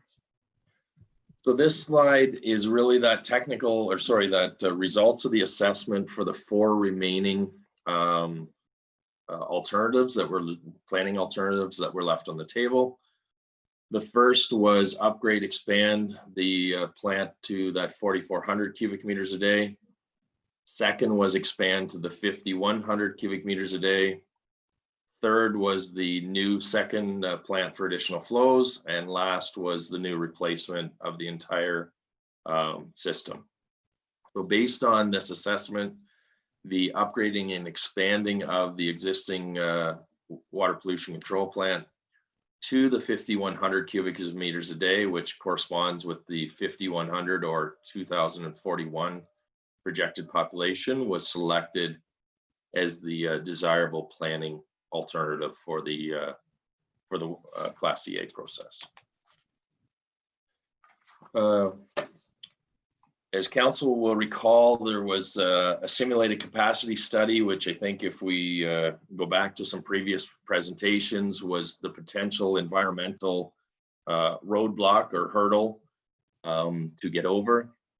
SBA actually moved forward in late 2019 and into 2020 to pick up where the simulated capacity had been left off by the previous municipal engineer and wasn't quite brought to the end.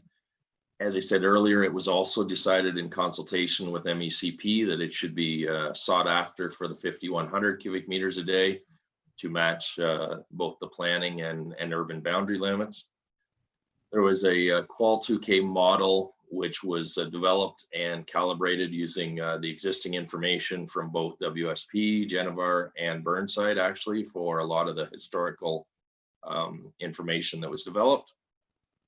And once that was calibrated and submitted, the simulated capacity study was actually accepted by MECP on April 30th, 2020. So that was the, I guess, potential environmental hurdle to moving forward with any sort of expansion of the sewage treatment plant, and that portion of that has been now set. The next page shows sort of what limits were developed and accepted by the ministry. So I won't go into a lot of detail here, but as you can see, the limits on the left are the current limits set for the 3,420 meters cubed per day, and the new limits on the 5,100. So the model that our team developed really went through each of those historically and determined the set limits. There was a reduction in total phosphorus, as shown on the second line, on this. Nitrate nitrogen was added as a parameter to be monitored, which is not on the current piece. And then there was also a reduction in the total ammonia as nitrogen, as you can see here as well. One of the things that I need to bring forward for council is with these adjustments, it does put us on a bit of a borderline with the extended aeration capabilities. There are plants in the area, specifically Orangeville's water pollution control plant or water pollution control plant, which is meeting criteria that is slightly more stringent than these new recommended objectives, while still utilizing the extended aeration process. But it does take us to near the limits of that technology's capability. So the plant has run very efficiently. Aqua's done a great job of running it sort of at its efficient level. But these new criteria will require and sort of need that to run at that level very consistently for them to be able to hit these limits. Next slide, please. So as I had said earlier in the presentation, well, the purpose of this is to go forward with to the update and let them know that from a planning perspective that the existing upgrading of the existing plant is the preferred planning alternative. We have moved forward into reviewing design concepts, which is stage 3 of the Class EA process. So we did want, similar to how we brought forward the options to the public in the first public information center, we want the public to just know what options we're exploring. So based on the treatment criteria, option 1 would be to stay with the extended aeration with nitrification and denitrification added or enhanced for the system. Option 2 would be a sequential batch reactor, which would be a new technology different than the existing plant. The existing plant, as I said before, is operating under option 1. And the third option is membrane technology, or a membrane biological reactor, which actually would be the most stringent and probably highest performance technology out of the 3. So at this stage, we just want to let the public know that we are evaluating each of those options. For council's benefit, the map on the left-hand side of this screen is really only showing the extended aeration option. We felt that it would be too confusing to go to the public with all the maps and all of the options. But a few of the things that I think Ian and I want to highlight for council is the yellow circles or yellow squares are really showing where additional items would be required on the existing plant in order to meet this criteria. The first circle on the far left-hand side would be an equalization tank. And really what we're trying to do there, I know there's been a lot of council concern about how raw sewage can be discharged up to the ponds and then comes back. It works great from an operator's perspective, but it has been some of the reasons why odors and smells have occurred. So we're looking through this process to eliminate that raw sewage potentially going up to the ponds, and that equalization tank would be set to handle any incoming flows that are above the peaking capacity of the plant. You'll see a small square in the front of the existing headworks for council who have toured the facility. There is a need to upgrade the existing headworks, and that would be including additional pumps and screening, small screens, different details that way. That both these options would be for all 3 pieces. Back near the aeration tanks, if council remembers the tour, you'll see we have sort of 2 yellow tanks on either side of the existing tanks, we actually need to double the capacity of the aeration for the existing system. And just for council's benefit, if you can appreciate, the original sewage treatment plant was designed for approximately 2,500 cubic meters a day. Through optimization, through the previous phase 1, 2, and 3 upgrades, that was increased incrementally up to the 3,420. But really what our team has found as we've gone through this process is any of the slack, any of the extra capacity in any pumps or any tanks or any sizing was really used up by those last pieces. So really, for all intents and purposes, we're almost doubling the size of the plant for this upgrade, going from almost the original 2,500, where there was some factor of safety and some capacity, up to the 5,100. Not quite, but that's the best way for you to get your head around it, because the 3,420 really pushed the limits of almost every process within the system. You'll see there's a smaller circle between the aeration tanks and sort of the area that I believe is leased out right now to Home Hardware for storage, and that is another clarifier. So this process would require a larger clarifier than the 2 circles that are already there, and also upgrades and replacement to the internal existing clarifiers that are there. You'll see another circle that's over top of the leased land out to the neighbor, and that actually has to do with sludge storage. One of the things that our science has shown, and Aqua is actually the practicality of it has matched up quite nicely with the engineering calculations, is that sludge storage tank is significantly undersized. And we found that part of that reasoning may have been that when the original plant was completed, storage requirements by the MECP at the time were 180 days of sludge storage before you could get out on the fields and spread sludge.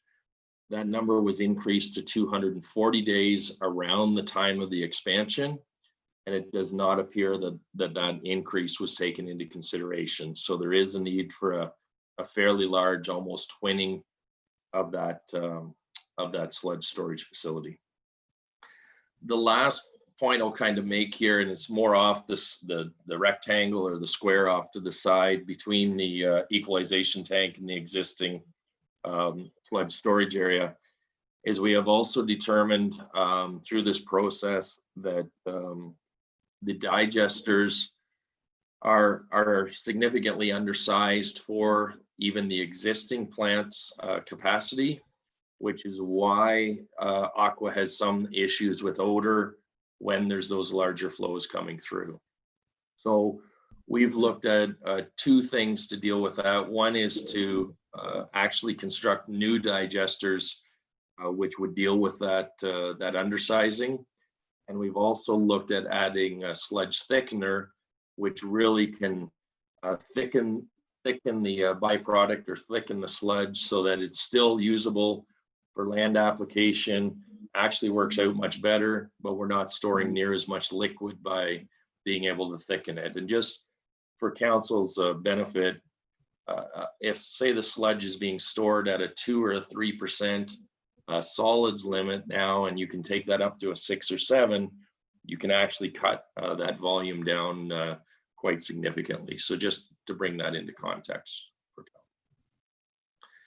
So while we go forward with this to the public, we are still looking at the 3 options, although we have been meeting with staff, and we've also met with Aqua to really work through any of their challenges or any of their issues in looking at this.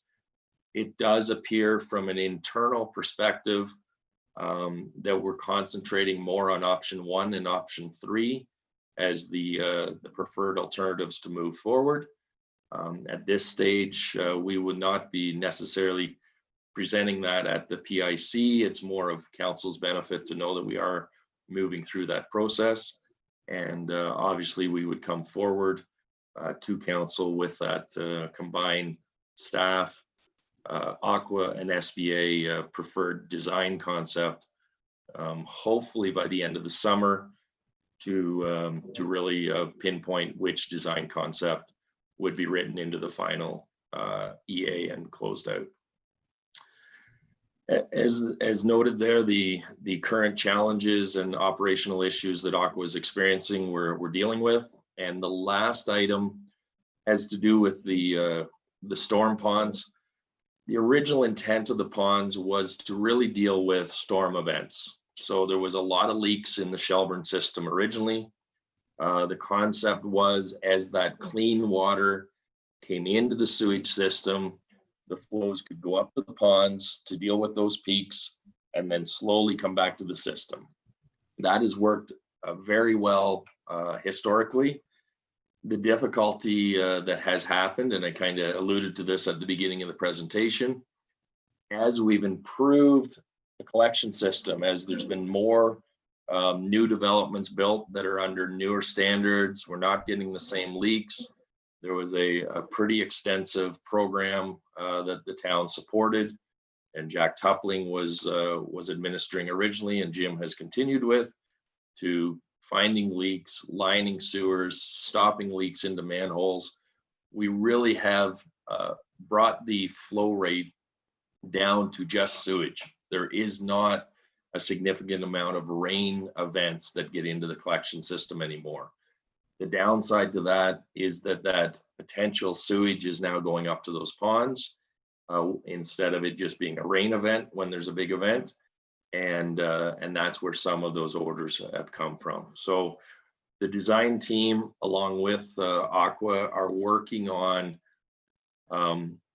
removing that upfront need for the ponds. However, there is still a desire to potentially have the ponds as a polishing storage, which definitely, when we're getting close on effluent criteria, the advantage of that is flows would go through the plant, be treated, and if for some reason near the end of the process it just wasn't quite under the criteria, but still was a treated effluent, just wasn't down past the discharge limit, then you could potentially go to the ponds with that polishing or clean effluent to then head through the plant again.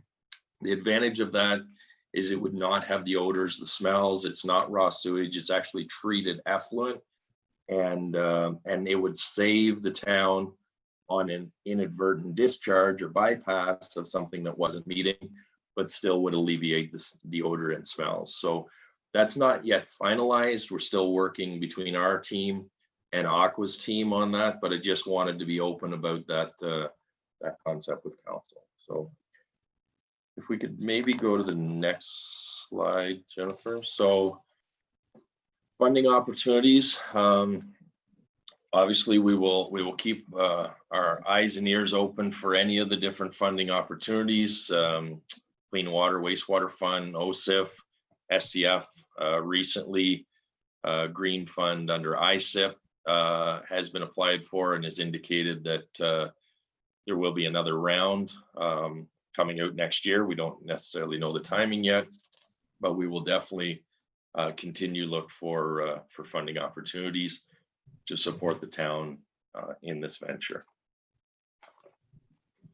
If we go to the next slide. Oh, I think we maybe jumped one. So the next steps are to confirm the recommended solution based on public and agency input. So that's ultimately the reason for Wednesday night's presentation.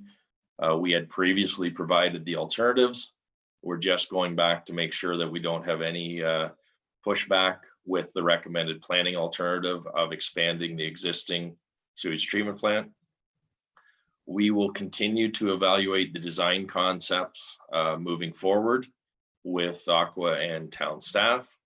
And as I said, we have advanced that quite well. We've already had two meetings and then a very detailed session with Aqua and town staff on that those different options.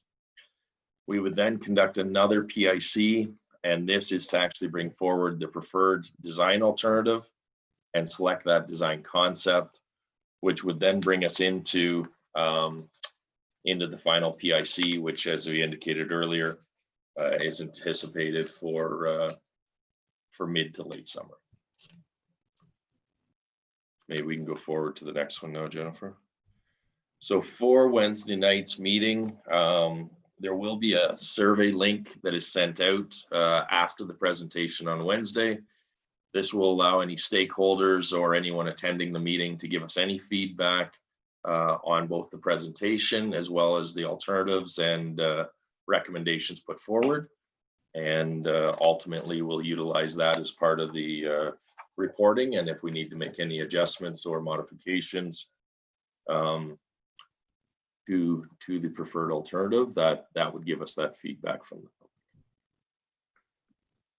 So I guess at this point, before I do any more talking, I would maybe open it up to council. And I know it's a little more difficult in this format, but through your worship, if there's any questions or anything on the presentation or details, Ian and I are both here to answer any questions you may have. Okay.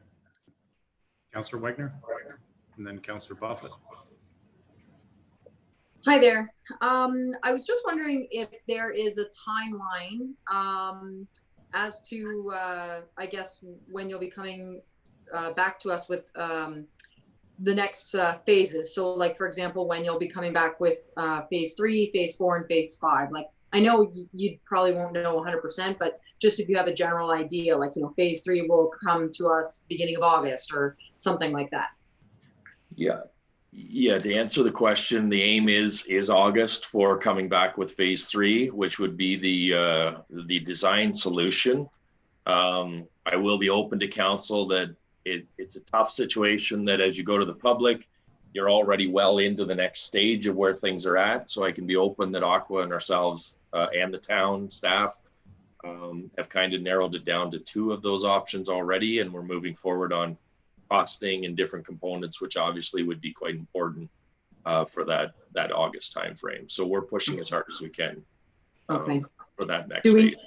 Do we know for like phase 4 and 5 as well? Do you have a rough idea?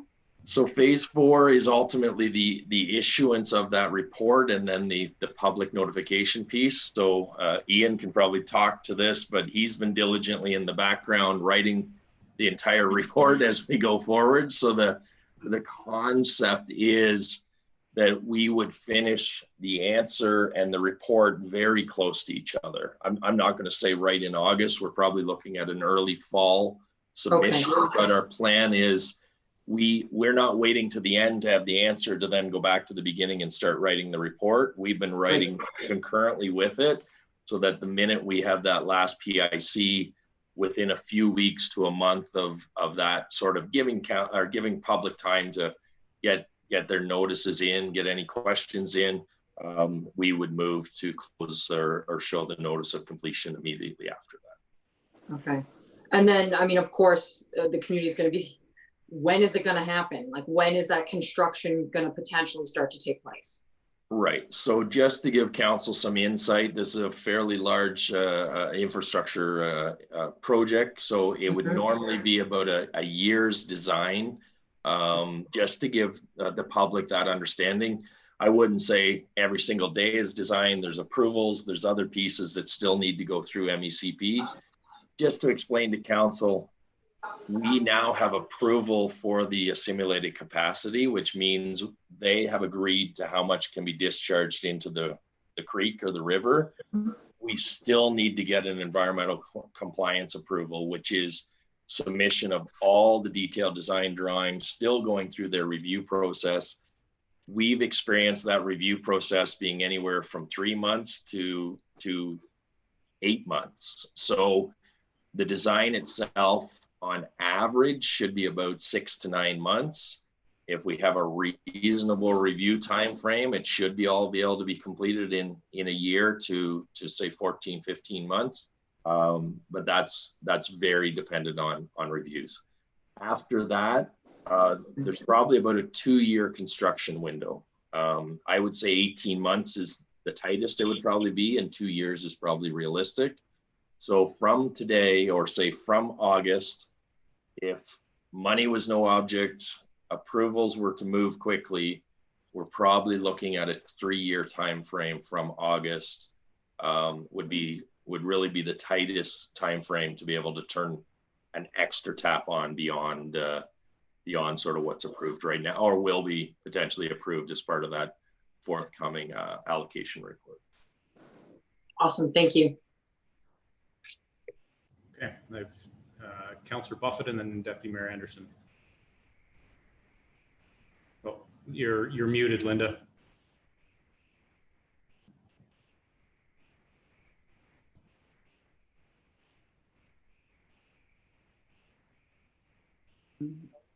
There we go. Yeah, so sorry. So in terms of costing, I know in your report in November of last year, I think you estimated somewhere between 11 million to 14 million. Is that still, I mean, I know it's hard to say, but do you think that would be a realistic time frame or dollar amount? I think at this point, we probably have to defer the answer to that for 2 reasons. One is we are working through more details now. The other difficulty I do have is that was originally a number from February of 2018. I do believe it was brought forward again. But one of the issues we've dealt with in our industry with significant investment from municipalities, from the province, from the federal government, is we've just watched back-to-back construction seasons blow estimates out of the water by 30 to 35% from the previous 2 years. So our team right now is actually going through and actually working with suppliers to enhance and really narrow down what those numbers are. But I can say straight up from a gut reaction that those numbers are probably on the very low side now based on what we've just seen in the last 2 years of construction season. Okay. And then you did confirm in the beginning of the presentation, that was one of my questions, was about the entire town boundaries would basically encompass any developments that we'd be looking at. So do we know how much we can do up until the time that this is all completed beyond what we already have shown as areas of approval? So I'm sorry. To answer that question, I am bringing forward at the next council meeting the allocation piece to answer that. I do apologize. We were hoping to get it onto this council agenda, but there was too many things that we had to pull together to have that answered. So we will have that answer at the next council meeting. If council recalls, there was some capacity left that was allocated towards I guess non-residential pieces, and there was some discussions around that. So I believe Steve Weaver and myself will be able to bring forward a more formal answer to that at the next council meeting. Okay, thanks. Okay, Deputy Mayor Anderson. Thanks, Mayor. And thankfully, 2 of the main questions I had were answered thanks to Councillor Wagner about when potentially the construction could be started. So I've gotten that answer. The second question was, does that expansion contemplate land that's being proposed for development? That has been answered, so thank you, Steve, for that. And by way of the cost, which was my question as well, you said that those numbers that were proposed or given to us quite some time ago are now on the low end of maybe what we could expect. What are you anticipating by way of what those numbers will be? And I know I'm putting you on the spot. It's not like those numbers were not significant. It was a bit of a sticker shock when we got them the last time we heard it. So now that they're on the low end, I'm just curious to know what could we expect closer to the high end on what you're seeing. Yes, through you, Your Worship, to Councillor Anderson. I at this point, I really would like to have the feedback from our team on actually having numbers from suppliers. I think as council can maybe appreciate the number you hear will be the only and last number that anyone remembers. And to be fair, we're digging up numbers from February 2018, and everyone has them in the back of their head, right? So I can explain. And it's been something that we've been hit with in several projects. We have had 2 years back to back where it was 30 to 40% higher each year. We made adjustments on 2019 estimates, and they blew out in like from 18 to 19 and still blew out by 30%. So we're not sure what this whole COVID situation is doing, if things are slowing down, if we can see an adjustment back. What we would normally anticipate is about a 5% adjustment, 5 to 7% each year. For us to have back-to-back 30%, we haven't seen that since Walkerton, to be honest with you, in our industry. And that totally skewed for 2 straight years. It skewed all the numbers, and we're hoping it's leveled out now, but I really do want to have actual numbers from suppliers to answer that question. The other thing that plays into this is we're a year further in detail, further down the line. So we also now know the digester is significantly undersized. We didn't know that it was as bad as it was. The equalization tank could be much larger than what was anticipated back from that planning stage, because we're seeing some peaks from the way Aqua's doing their data, that instead of only be 2 times the peak, it's actually looking at potentially 3 times the peak on those 1 to 2 days that Shelburne has experienced those really, really high flows. So we really are getting more details, and I would prefer to come back to council in a report shortly where I have actual detailed pricing from suppliers, and I'm not just throwing from the hip, if that can be appreciated. Yeah, and I think that's fair, Steve. And before I go to Councillor Donato, just to follow up on one point you made there. So outside of just gathering sort of, you know, pricing from suppliers and whatnot, are you relatively confident that we have a decent handle, at least now, on the design elements? So, you know, there won't be further surprises, you know, in terms, you know, of having to add, you know, larger size components, that sort of thing, or do we have a pretty good handle on that part of it? Yeah, to be fair, Your Worship, we've narrowed it down to, like I said, the meeting we had with Aqua, I'm going to say it was maybe 2 weeks or a week and a half ago now. We were down to selecting like screen sizing type options for, and to be fair, there's still an entire design stage. This is still study. So if to bring it into context, when you're doing the planning level, it is sort of a plus or minus 30, 40%. It's a class D sort of estimate. We obviously try and go plus 30 or on the high side, so we're not having to have these discussions. We don't ever expect 2 years back to back of such high changes in the industry. You then move to what's called a class C estimate, which is really where we feel we're at now, which should be plus or minus 10, 15%. Obviously, class B would be after detailed design is complete, just before you tender it. So we would have an even more refined, but that should be within plus 5%.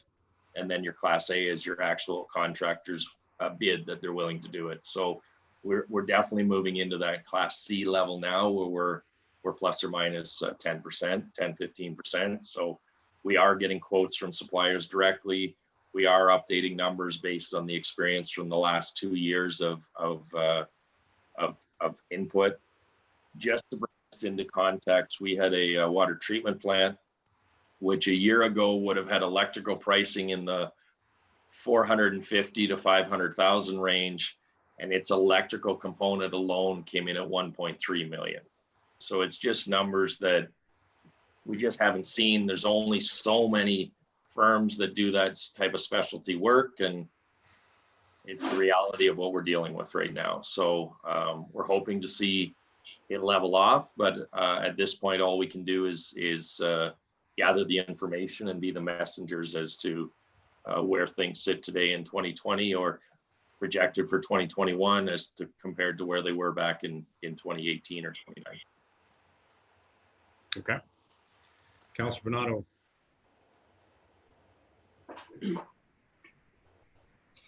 I guess that all the time that I've been on council, I'm never surprised at numbers that are thrown at us for the water treatment plant.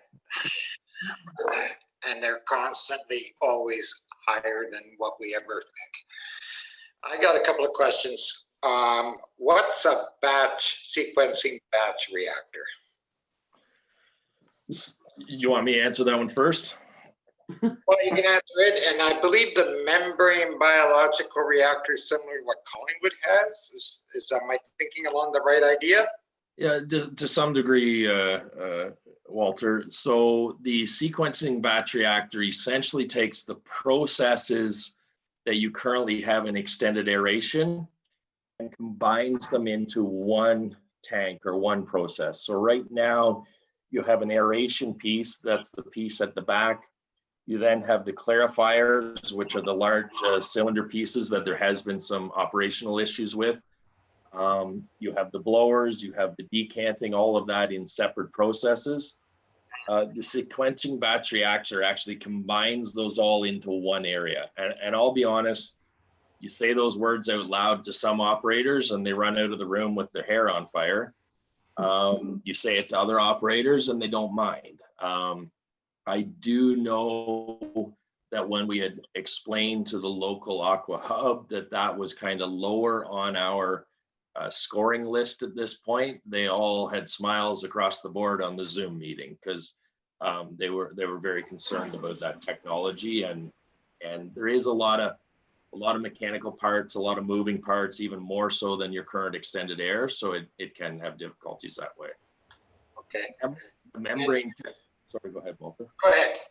But just to say the membrane technology is essentially membrane. So Collingwood does have that style or a style. So essentially what it is you're just going with a small pore size, similar to a filter. And now instead of aeration, well, you're still using aeration, but instead of having a filter like the cloth filter that was done a couple of years back, you're actually down to a small pore size of membrane. And so essentially, whether that's a vacuum system or a pump system, it actually has to travel through that membrane size, and the size of the membrane dictates what can get through it, and then you're removing the particles that way. So it is probably the only technology that comes with a performance guarantee, because they can guarantee that nothing can go through that membrane, but that's what pushes it into some of those lower effluent limits, but it can be an expensive technology. So are you actually looking at those two options? Well, option two, obviously, with the smiles, I gather, sort of dropped off somewhere. But option three, the membrane, are you actually looking at that as an option still? So we are still considering all three options, because all three do require their due course of going through that options analysis. So that includes costing, that includes going through each of those items we said, from technical, social, etc. We are definitely considering both options from the perspective that the one advantage of the membrane technology, even though the membranes themselves can be much more expensive, you no longer need the clarifiers anymore. You can deal with some of the other issues and make some of the other components smaller. So Barry just recently went through an upgrade where they put all the membrane technology within their old aeration tanks, so you can actually reuse and recapitalize some of the existing infrastructure. So we are definitely, we're analyzing all three options, but I can say that the verdict's still out between option one and option three, to the point where Aqua would like to tour some other facilities with our staff and to get a handle on both options so that they can give an informed operational input into this analysis. And to be fair, they have a lot of extended air operation experience. They have some membranes within their hub as well as a neighboring hub. So we're at that stage of that evaluation right now, just for council's awareness. Would that eliminate some of the other items that were required if we were to go with option three, the membrane option? So it would eliminate the clarifier portion of it. It would reduce some of the other items. The headworks and the equalization would still be required. The UV upgrades, because your UV, that's another item. Your UV is now obsolete. So we're not changing, we are changing that because we need more flow, but we're also changing that because they can't even source parts for the existing UV system. So there's items like that we now know through this more detailed portion of the study that weren't known during the planning or the initial stages. So it does eliminate some of the options to bring it more on par as a price component. But again, until we have those final numbers, I want to know that we've reviewed and gone over them before we bring them forward to council. And as you said, that would bring us to what is required under the MCP, whatever, ministry guidelines. That's right. So, and I guess that's the other thing to bring this into context is we have been able to expand or enhance and really push the limits on the existing plant to get us just under 10,000 people. When we think forward with this, we're adding another 5,000 people in these numbers. So this is essentially 50% increase in order to go to those numbers, if that brings it into context as to what we're looking at. So it definitely is to look into the future for. Okay, Councillor Fegan. Thank you, Mayor. In regards to all three options that you're bringing forward and you're considering, has there been consideration taken into longevity? In other words, is there a benefit to one over the other as far as how long it's going to last, given the projections on growth and the expansion of the town? So that definitely is one of the items being considered as part of the overall assessment.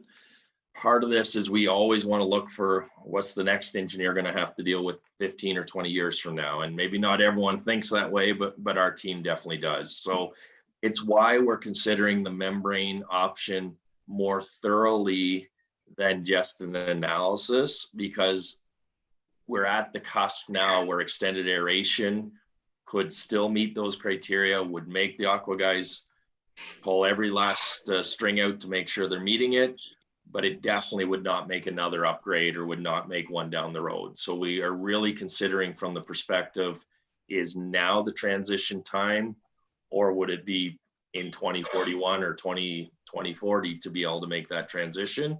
And to be fair, we're not going to make that decision only on that criteria, but it definitely plays into why we have to run down both paths and really understand what's the right solution. Okay, so when we come back to the next presentation, is there a possibility that you could give us the pros and cons both with that regard as well for both options as it should present them? 100%. And the ideal is that sort of the pros and cons that we gave of the planning alternatives and how we're bringing this to the public, we would come forward to council prior to any public session and give the pros and cons as to how ourselves, Aqua, and town staff have come to the preferred based on those pros and cons of each system across those same four criteria. It's really, if it was a Schedule B assessment, you're done at the planning alternatives and you move straight forward into design. For Schedule C, which is a little more onerous and more complicated, they want you to take the next step and work through, okay, which system are you actually going to go with, and then go through the same process again. So it is a good process. It narrows it down. It helps make sure that you're meeting the criteria, but it's almost like going through it again in more detail. Thank you. Okay. Deputy Mayor Anderson. Hi, Steve. As we talk about the use of technology and the technological updates that you speak of that will allow the plant to run more efficiently, I couldn't help but think about when it comes to maintenance. And I think about my old 1994 Corolla and the cost of maintaining that versus my 2019 vehicle. I had to throw that out there, right? Yeah, with the technological advances in my 2019 vehicle, when I go to the garage, I know I'm spending a lot more money because of those technological advances. So as we speak about these items that you speak of and how it will benefit the plant, could you maybe talk about how it would be by way of cost in maintaining it? Is it a situation where because it is really that efficient when it comes to maintenance, our costs would be lower? Or when it comes to maybe replacing some of these items, are they going to be costing us a lot more money than maybe they would have cost us before?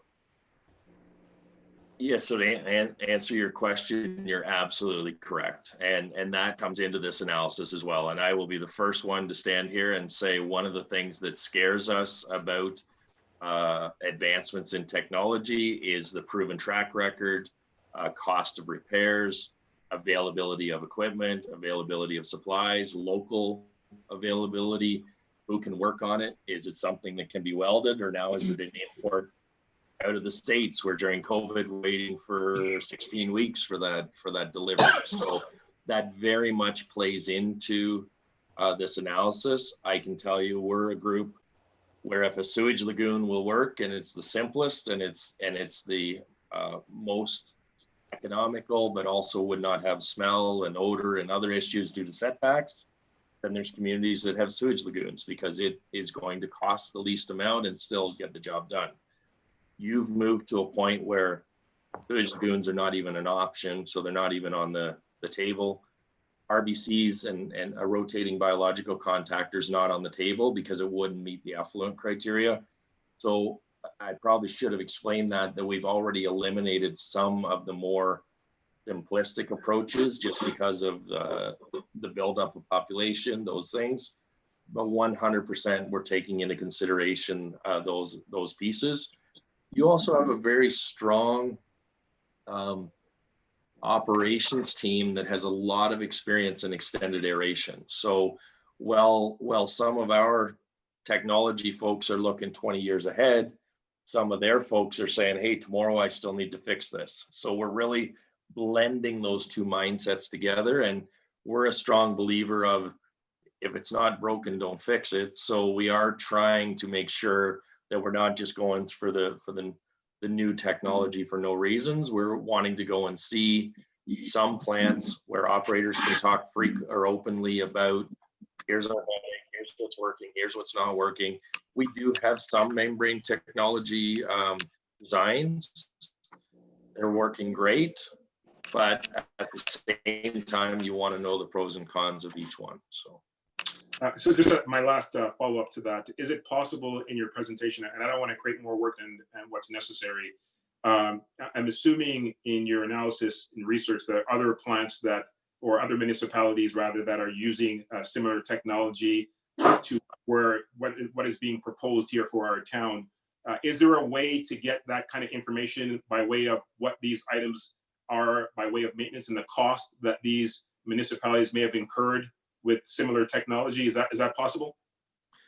So we will definitely be providing the operation and maintenance costing for those technologies, and some of it is based on historical of okay, this is what this community has experienced, or here's what the typical cost would be.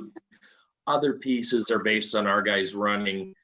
We know this pump runs this length of time, it uses this much horsepower, and so we can calculate it.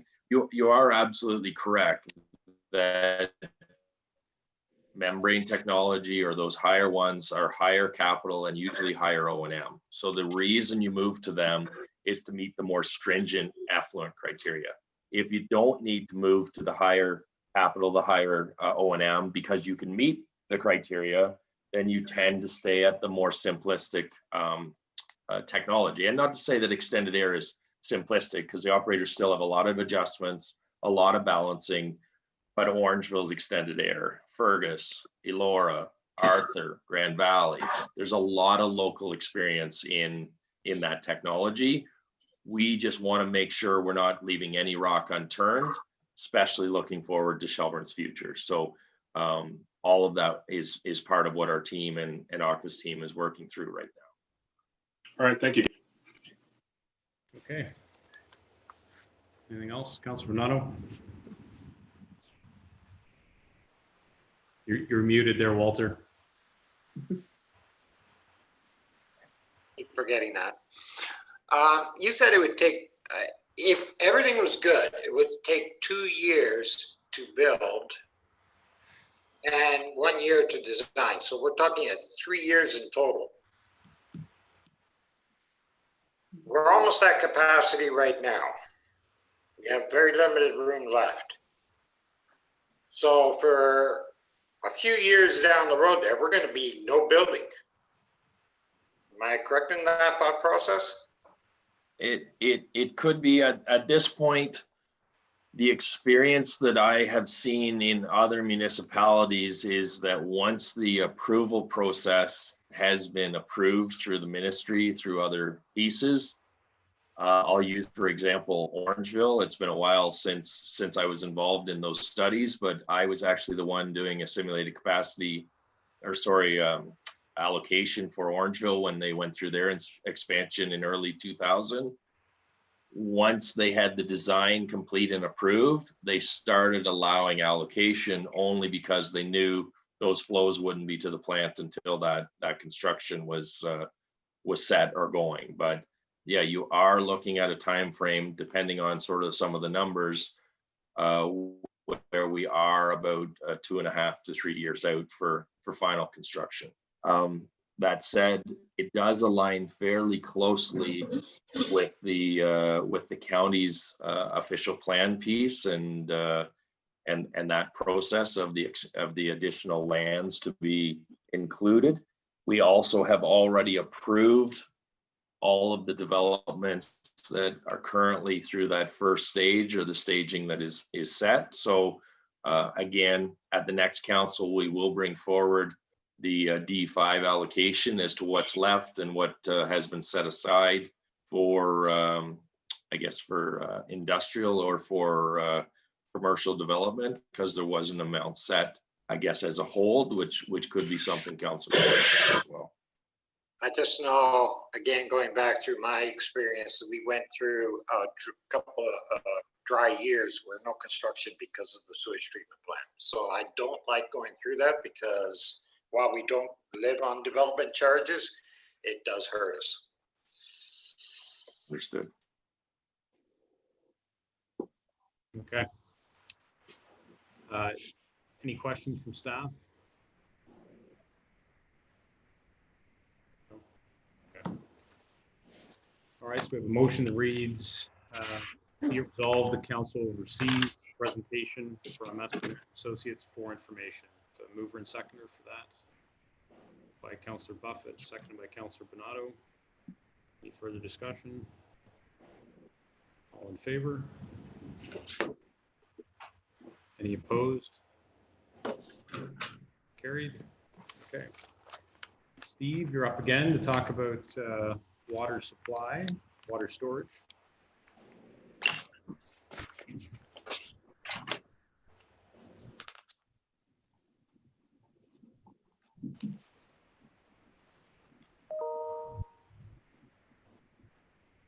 So as I said earlier, there'll be 2 presentations on Wednesday evening by Ian and myself. So this one deals with the water supply process. This is a Schedule B based on MECP's layout. So it's a little less onerous, still has quite a few components, but this would be the first public information center on the water side for the public. If we could maybe move to the next slide. So again, I'm not going to go into detail on this slide. Council knows all of these details. Rapid growth. I think the big issue here is the arsenic in the shallow groundwater aquifer that I know council is also very familiar with, but we will get into some of those details as we go through this presentation. Maybe if we move to the next slide. So as I said earlier, the process is a 5-phase process. Because it's a Schedule B instead of C, we only have to follow 3 of the 5 phases for this one. So we have identified the solutions and the different options. We are recommending an alternative solution and consulting with review agencies, stakeholders, and going to the public. And then there would be a preferred solution coming out of that, and we would move directly to phase 5, not having to go through the more detailed design alternatives through a Schedule C, or sorry, B process. Go on to the next slide, please. Oh dear, that slide didn't show up very well. So I do apologize for this one. Just to explain, I think the council already understands this, but water supply in Shelburne is by 6 production wells and 4 pump houses, specifically PW1, PW3, 5 and 6 are together, and 7 and 8 are together. Water from 5 and 6 is blended with water from 7, 8, and this is specifically to meet the arsenic level. If council recalls, the arsenic or naturally occurring arsenic levels in 5, 6 are approximately 18 to 19 micrograms per liter. The regulation was lowered from 25 to 10 as of last January, and that could not meet it without the blending from 7 and 8. Also, some of the older wells, PW1 and 3, have deteriorated over time and have lowered the production rates. So while it's difficult to see in this slide, and we'll make sure that that shows up okay in the presentation for Wednesday. In this slide, it's showing the different pumping rates from each of the wells, and well 1 is actually turned off right now. It had got to the point where the flows had reduced down, that ACO was concerned with the pumping rate and had actually shut well 1 off. One of the reports I'm bringing forward to council at the next council meeting, so I'll maybe go out on a bit of a tangent here, is that we actually have completed the rehab work on wells 1 and 3 now. It has been very positive on the rehabilitation work. It has opened up some additional, some additional study and monitoring work that will be required. But at this point, it appears like we've gotten close to 14 liters a second out of well 1, as compared to the original permit to take water of 19 liters a second. So yes, that's a positive, where this slide for the public was based on the current condition, which is well 1 was shut off leading into that rehab work that was done. PW3 has also deteriorated over time. It had gone down to, I think, around 10 liters a second, and the rehabilitation work there has increased it back to its original permit to take water rate of just over 15 liters a second. PW56, because it is blended with 7 and 8, it actually has to run at approximately 75% of its actual capability. So it's running around 15.2 liters a second right now. And well 7, 8 are running independently at 18.9 liters a second each. So right now, not taking into consideration the recent rehabilitation work, which although has been successful, will require some study and monitoring work in order to get it approved by the ministry. The existing wells can currently supply 44 liters a second, or approximately 3,836 cubic meters a day.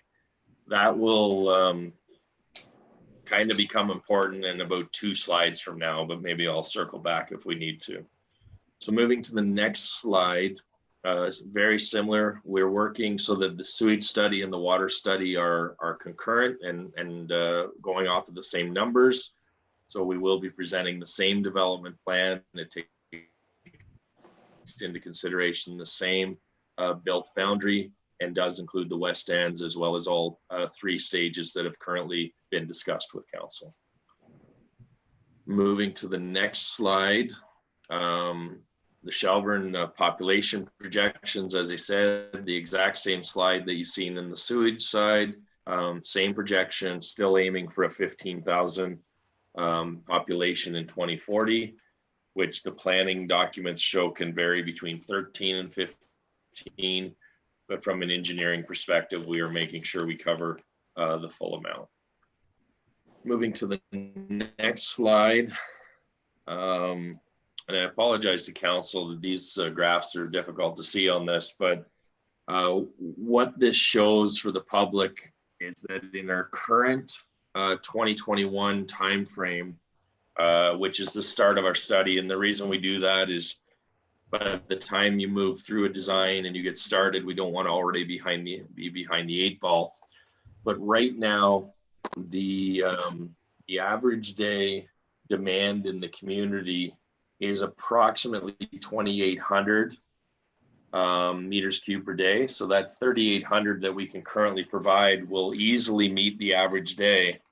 The difficulty is that the maximum day is approximately 5,400 cubic meters a day. And why this becomes important is I sat in front of council a few years ago and I was asked, well, why would we even try and salvage well 3, or why would we not just turn that one off?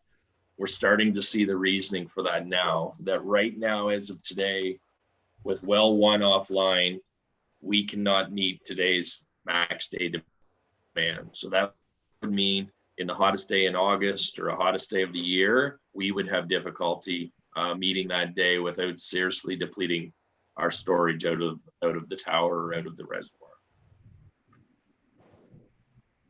If we move to the next slide, Jennifer. So current water supply in town of Shelburne is not sufficient to meet the anticipated demands placed by a growing population over the next 20 years is our problem or opportunity statement. If we move to the next slide, please, Jennifer. So the do nothing alternative has to be explored again. Increased water efficiency is an option. Rehabilitation to wells 1 and 3, which, as I indicated, actually was advanced already and has had a very positive perspective on the outcome. Does have some additional work to be done with them. Pumping wells 7 and 8 concurrently. So this has been a discussion that's been around for a while. We did some testing there. The models show that they can be pumped together. So moving forward and finalizing on that is one of the alternatives. Locating and developing a new well is one of the potential alternatives. Adding arsenic treatment to wells 5 and 6 could potentially be an alternative if we wanted to get the full potential out of 5 and 6 versus the blended rate. And then ultimately the last alternative would be limiting of community growth to match what you could get out of some of these alternatives. If we move to the next slide, Jennifer.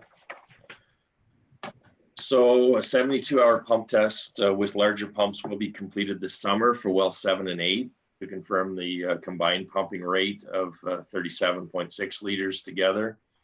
Just as a reminder to council, the wells were pumped together last year around this time. The difficulty was that the design of the previous well pumps did not allow those 2 well pumps to run concurrently together and still make the 500 gallons a minute or the 37.6 liters a second. We could only get up to about 400, I think it was about 460, I think at the time. So we are looking at replacing those pumps. Council's already approved that budgetary amount to do that and rerunning that test this summer. The rehabilitation work at well 1 and well 3 shows, and here we have it as preliminary results for the public, but we can be open with council that it was a very positive experience on the rehab. As I said, it does have some implications, but we did really rehabilitate those wells to a fairly decent level. Also, so that council's aware, we did meet with Grand River and Nottawasaga. Just for council's information, I think some of council maybe already know this, but the well 7 and 8 are actually located outside of the Nottawasaga source water protection zone and in Grand River's watershed. So originally there was some issues with cross boundary between watersheds. Had a pretty good discussion with both authorities, and the Grand River Conservation Authority will lead any of the permitting or any of the changes to the source water plan because the well is within their jurisdiction, but Nottawasaga is being kept in the loop and as part of this as well.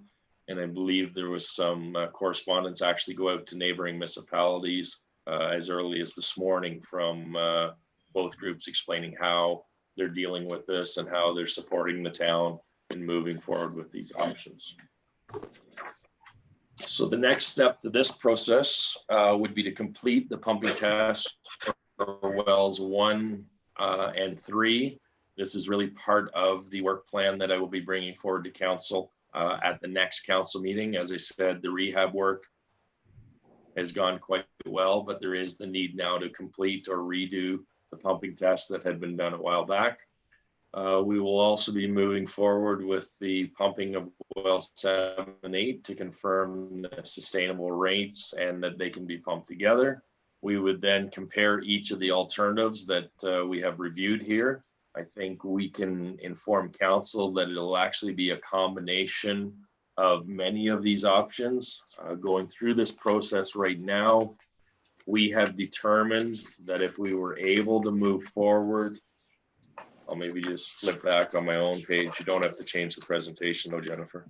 If we were able to move forward with the rehabilitation option 3, the pumping of well 7, 8 together 4, and we're still evaluating whether we would need the arsenic treatment for 5, 6 at 6. But if we were able to move forward with at least 2, if not those 3, it does appear like we could get somewhere between the 17 and 18 year growth and would not require a new well until into that 16, 17 years. So we will be moving forward with those solutions in that presentation. But at this point, we're just going forward to the public to gather their input on those alternatives.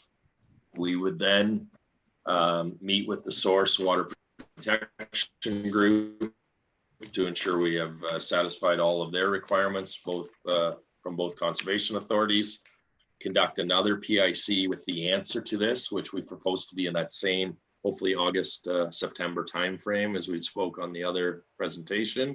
And we would be able to then go directly to option 5, or sorry, stage 5 of the Class EA, which allows us to post that, that report and move directly into any design work or any implementation immediately.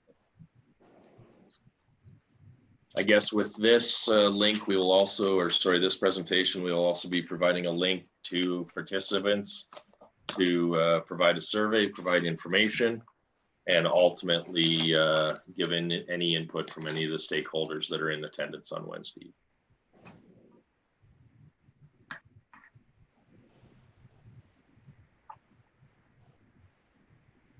So I guess, Mayor, I would open it up again to entertain any questions if council or staff have any questions on this presentation. Okay. Councillor Wagner. Hi. So basically, again, just another one regarding the timeline for phase 5, which would be the proceeding to the detailed design and construction.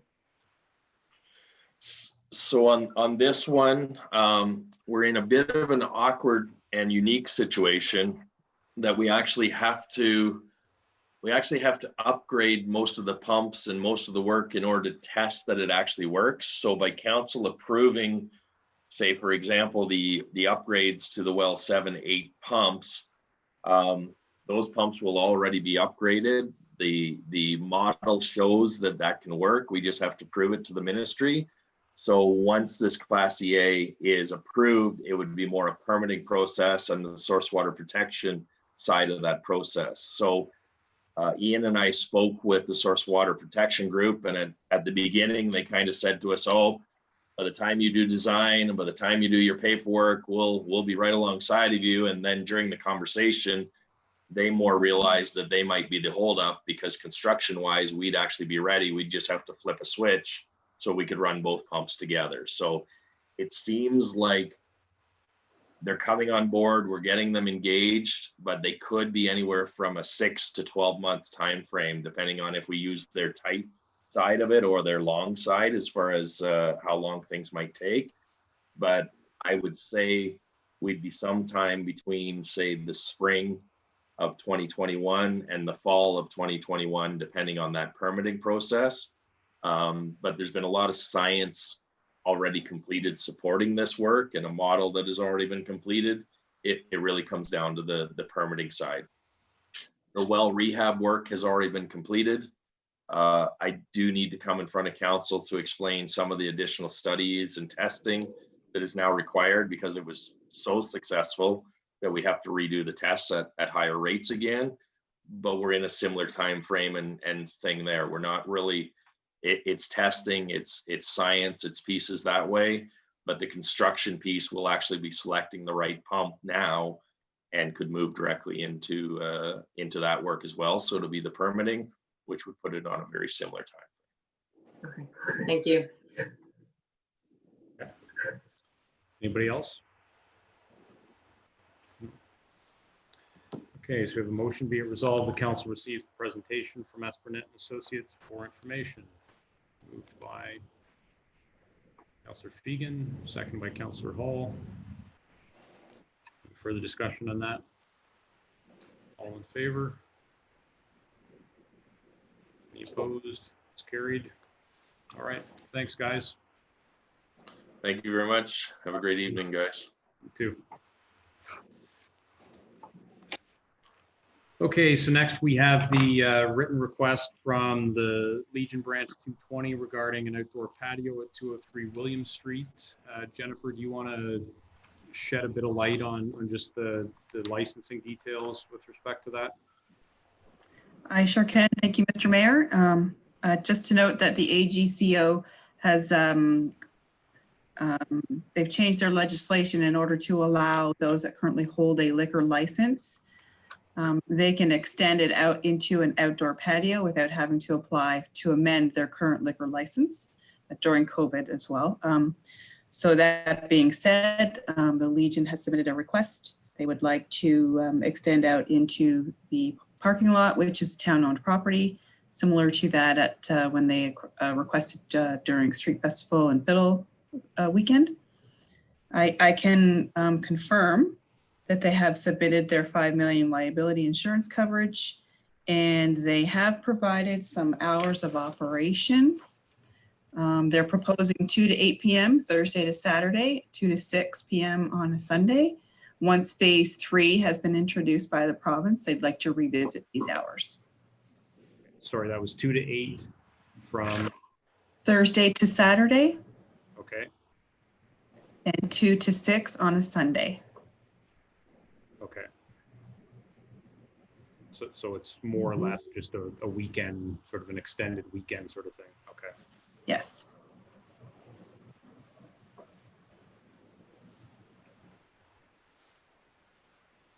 All right. Okay, so I'll read the motion first, and then we can open it up if there's any discussion. Be it resolved, the council receives the letter from the Royal Canadian Legion dated June 17th, 2020, as presented and circulated, and the council approves the Legion's request to use the north parking lot to hold an outdoor patio, provided that specific dates and hours of operation are provided to council and town staff prior to opening and operating, and that notice be provided to both police and fire services, and that the Legion provide proof of liability insurance with the town of Shelburne listed on the policy with a minimum coverage of $5 million liability. The mover and seconder for that, moved by Councillor Bonato, seconded by Councillor Fegan.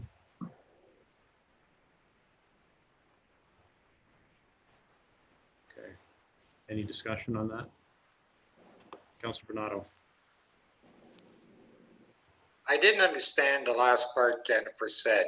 What was that last little bit you said there? It sort of muffled when it came through my computer for some reason. The hours of service, was it? Oh, beyond the hours of service. She said something about, I thought, the last statement you made, the last sentence you made. Once the province introduces phase 3, they would like to revisit those hours of operation. Okay, that's what I missed. Okay. Sorry. Okay. Anything else? All in favor? It's carried. All right. Okay, so councillor motions. Councillor Bonato, I know that you've sent a few draft motions to the clerk.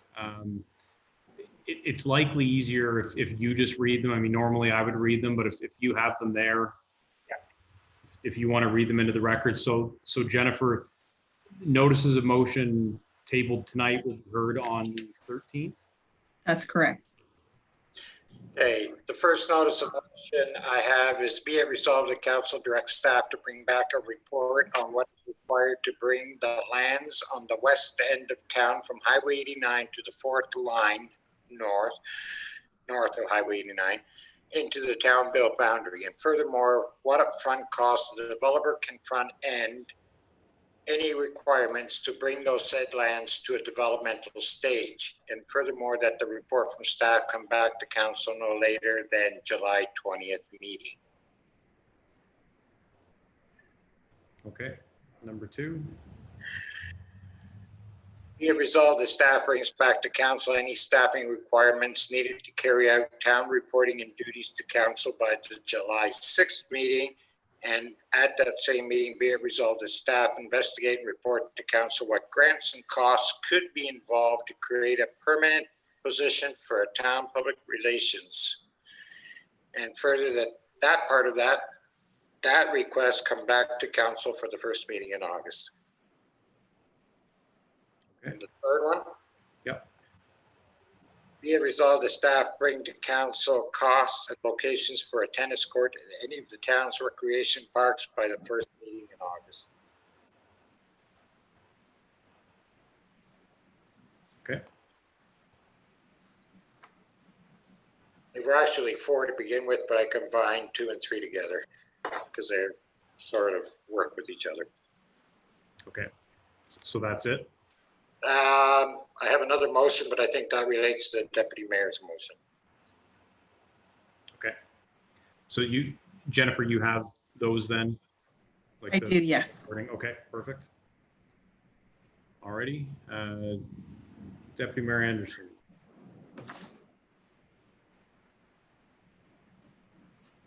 You have to mute. I got it. Thank you. I know Councilor Wagner had her hand up first, so if you don't mind, are you sure? Sorry, I didn't even see that. I heard Councilor Donato say that Anderson had one. Okay for me to go? Yeah, go ahead. Okay. First, so this is a notice of motion that I'm hoping that we could entertain suspending the procedural bylaw that governs it, so that we could actually have the issue dealt with today. And so that is pertaining to the cost that was put forward to retain an individual to provide training to council and to the task force. I've noticed that for whatever reason that has been put over for discussion on the 13th of July. I submit that dealing with it at that point in time is exceptionally late. And the reason why I say that is because there is training that needs to be provided to the task force before they could begin doing the heavy lifting that they have to do. The expert who has provided her services or tendered her services has made it clear that it's only upon the approval of the invoice that she's able to begin customizing the training that is required for either the task force or for the for council. And so she needs about 2 weeks from the date of approval in order to come up with that customized training. And so if it's not going to be approved until the 13th, it's going to take her 2 weeks, then we're looking at possibly August before she does the training. And to me, that would be sort of a waste of time, if I may put it bluntly, considering that the expectation is that the task force is to make recommendations, hopefully by the end of August or early September. So I'm hoping that we could deal with the matter today, and following which I'll bring up the other motion that I'd also like to get dealt with today. So if I can go back to the motion that I had, the motion I had, be it resolved in a budget of about 15,000 from council's education and town's marketing budgets be used to set up the budget for the task force. So that was the second one that I was going to mention, so we could deal with those 2 items so that the task force is not handcuffed in moving forward in the important work that we've mandated them to do. So hopefully we could deal with those 2 today. So sorry, Councilor Bernardo, could you just read that over again? I missed. Actually has a copy of that one as well. Okay, but would you mind just reading it out again? I didn't hear where the funds were coming from. Okay, be it resolved that a budget of up to 15,000 come from council's education, or if you want to call it our conference funds, whatever, and the town's marketing budget to be used to set up a budget for the racial task force. And Mayor, I should just add to that point, as you know that, or you may not know, but there was a resolution. Obviously, the first task force meeting was just on Friday. There was a resolution that was passed to be brought to council in support of funds being obtained up to $15,000 for that. So it's something that the task force is seeking, considering or anticipating the work that has to be done. Okay. Carrie, could you chime in?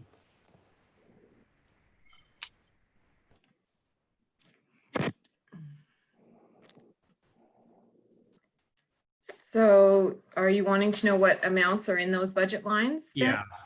So for council's education and conferences, there is $12,000 allotted to that budget line, of which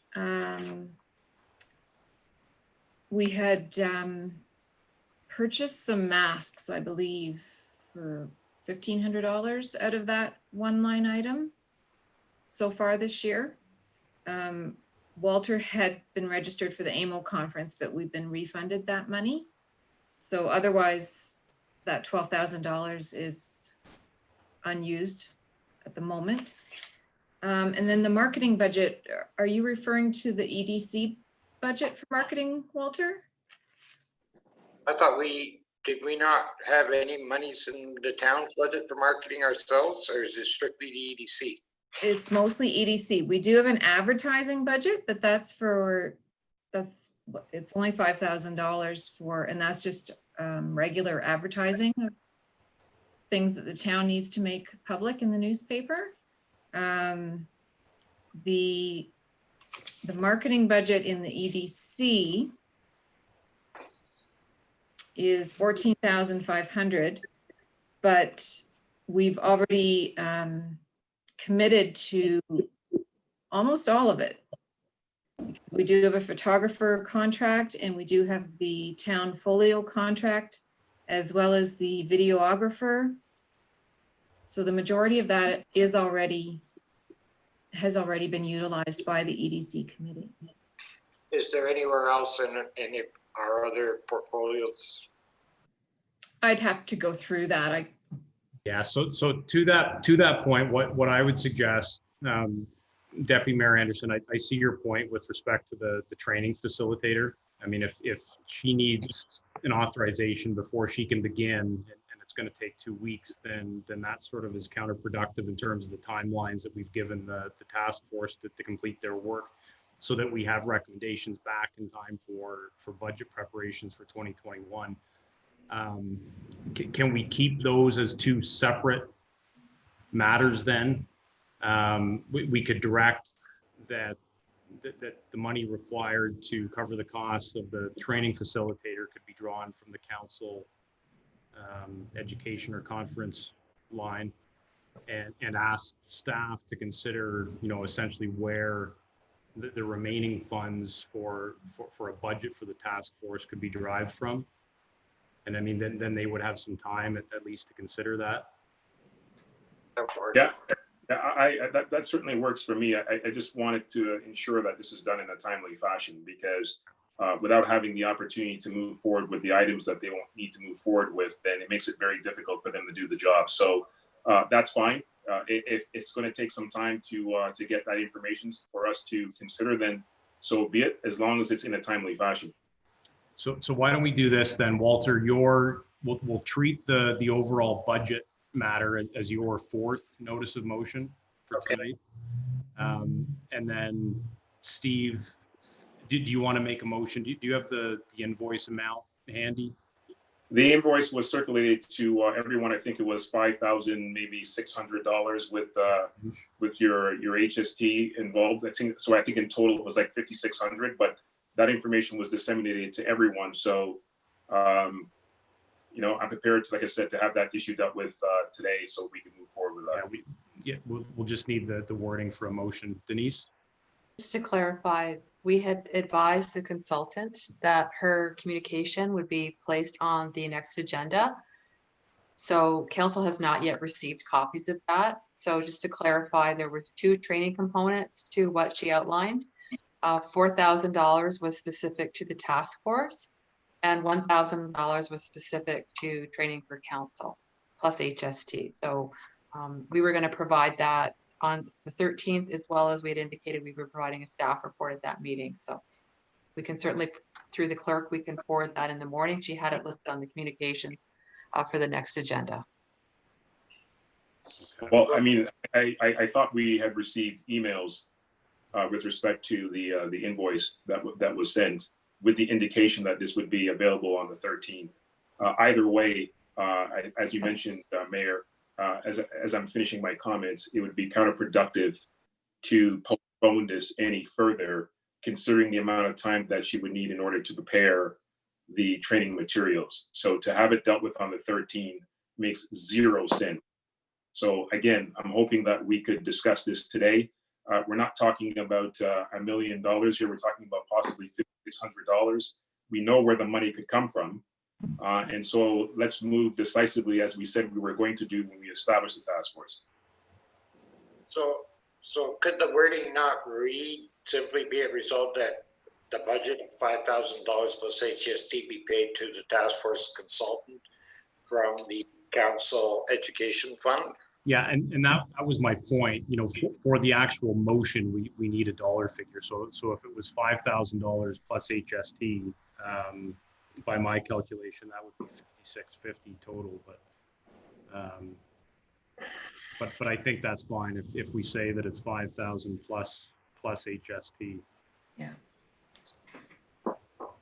So are you okay, Deputy Mayor Anderson, then roughly with that language that Councillor Bonato?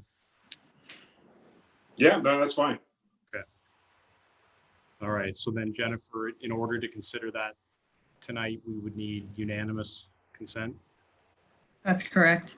Okay. Sorry, Denise, did I see your hand? Yeah, I just to clarify, because council, we hadn't forwarded if you could just specify the name of the company, which is Inclusify, in this direction, that would be helpful. Thank you. Okay. Sorry, Jennifer, did I see your hand up again? I just wanted to review. So this is the 4th motion from Councillor Bonato, that be it resolved at a budget of up to 15,000. So you're going to change that to 5,000 plus HST.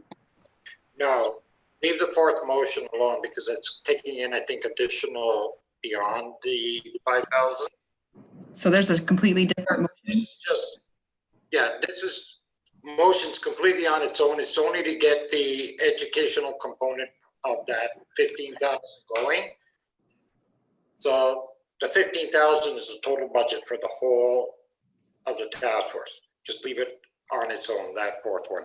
I'll reword it for the next council meeting and send it to you so that you have it properly as a notice of motion. But this one is just dealing strictly for the educational, whoever that company is, it's educating. Inclusify. So Councillor Bonato will have 4 notices of motion that'll be considered on the 13th. The deputy mayor has just tabled a motion now, essentially looking for authorization to pay the firm Inclusify the sum of $5,000 plus HST for training purposes for the task force as well as council. And he's asked that be considered tonight. So I guess in terms of process, first of all, is there a seconder for Deputy Mayor Anderson's motion? I'll second it. Seconded by Councillor Bonato. Next question is, are there any objections to considering that motion tonight? Okay, seeing none. Deputy Mayor Anderson, did you want to speak to it any further? No, I think I've already provided the backdrop for it and the importance of it, and so I appreciate everybody's consideration this evening. Okay, Councillor Bonato is seconder. Do you want to speak to it at all? I believe it's been talked about, and it is a very important item that we get it going. Okay. Just one question for either of you. The $15,000 number that we'll consider on the 13th as one of your notices of motion, Councillor Bonato, will that include the 5,000 for training? Yes. Okay. Just so staff sort of has a heads up when they're looking at the current funding envelopes to see where some of that money could be drawn from. Okay. All right. Any further comments on the motion on the floor? All right. All in favor? Any opposed? Okay. That motion's carried. All right. Councillor Wagner. Okay, so I guess my motion will be, of course, for the next meeting. And it reads, be it resolved that the town of Shelburne would like to acknowledge the dedication and personal sacrifice our essential workers have provided to our community to ensure during our challenging COVID-19 times we remain safe. And furthermore, declare March 17th in the town of Shelburne as Essential Workers Day. Okay. Any other notices of motion? Okay. All right, so that takes us on to communications. There are 12 items listed there. Anything that anybody wants to deal with independently? Councillor Wagner? So it's just along the same lines as the motion that I've put forward. It's communications number 11.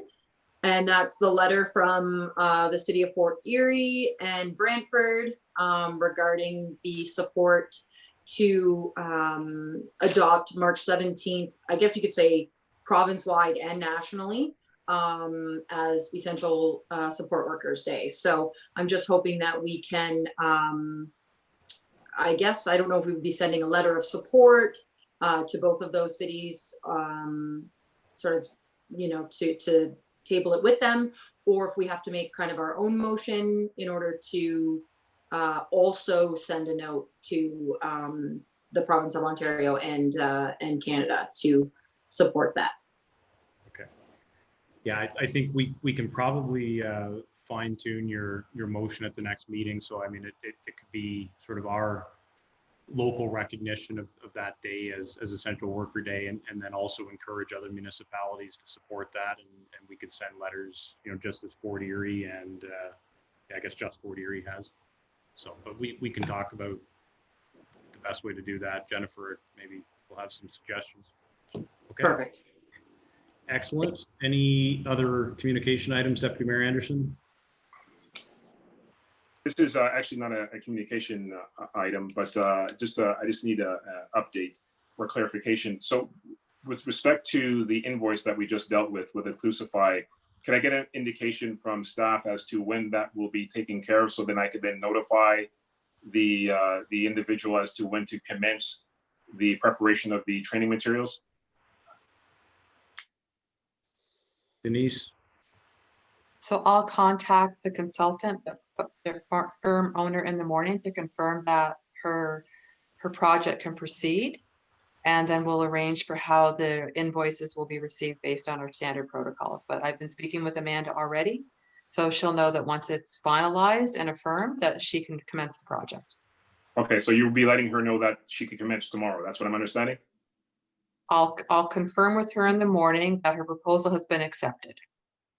Okay. We don't pay invoices up front. She's aware of that. So we've outlined for her how it's great. Ask that. I just simply asked, will you be communicating to her that she could begin the project? Yeah, asking. Yeah, I'll provide the confirmation first thing in the morning that council approved it this evening. Okay.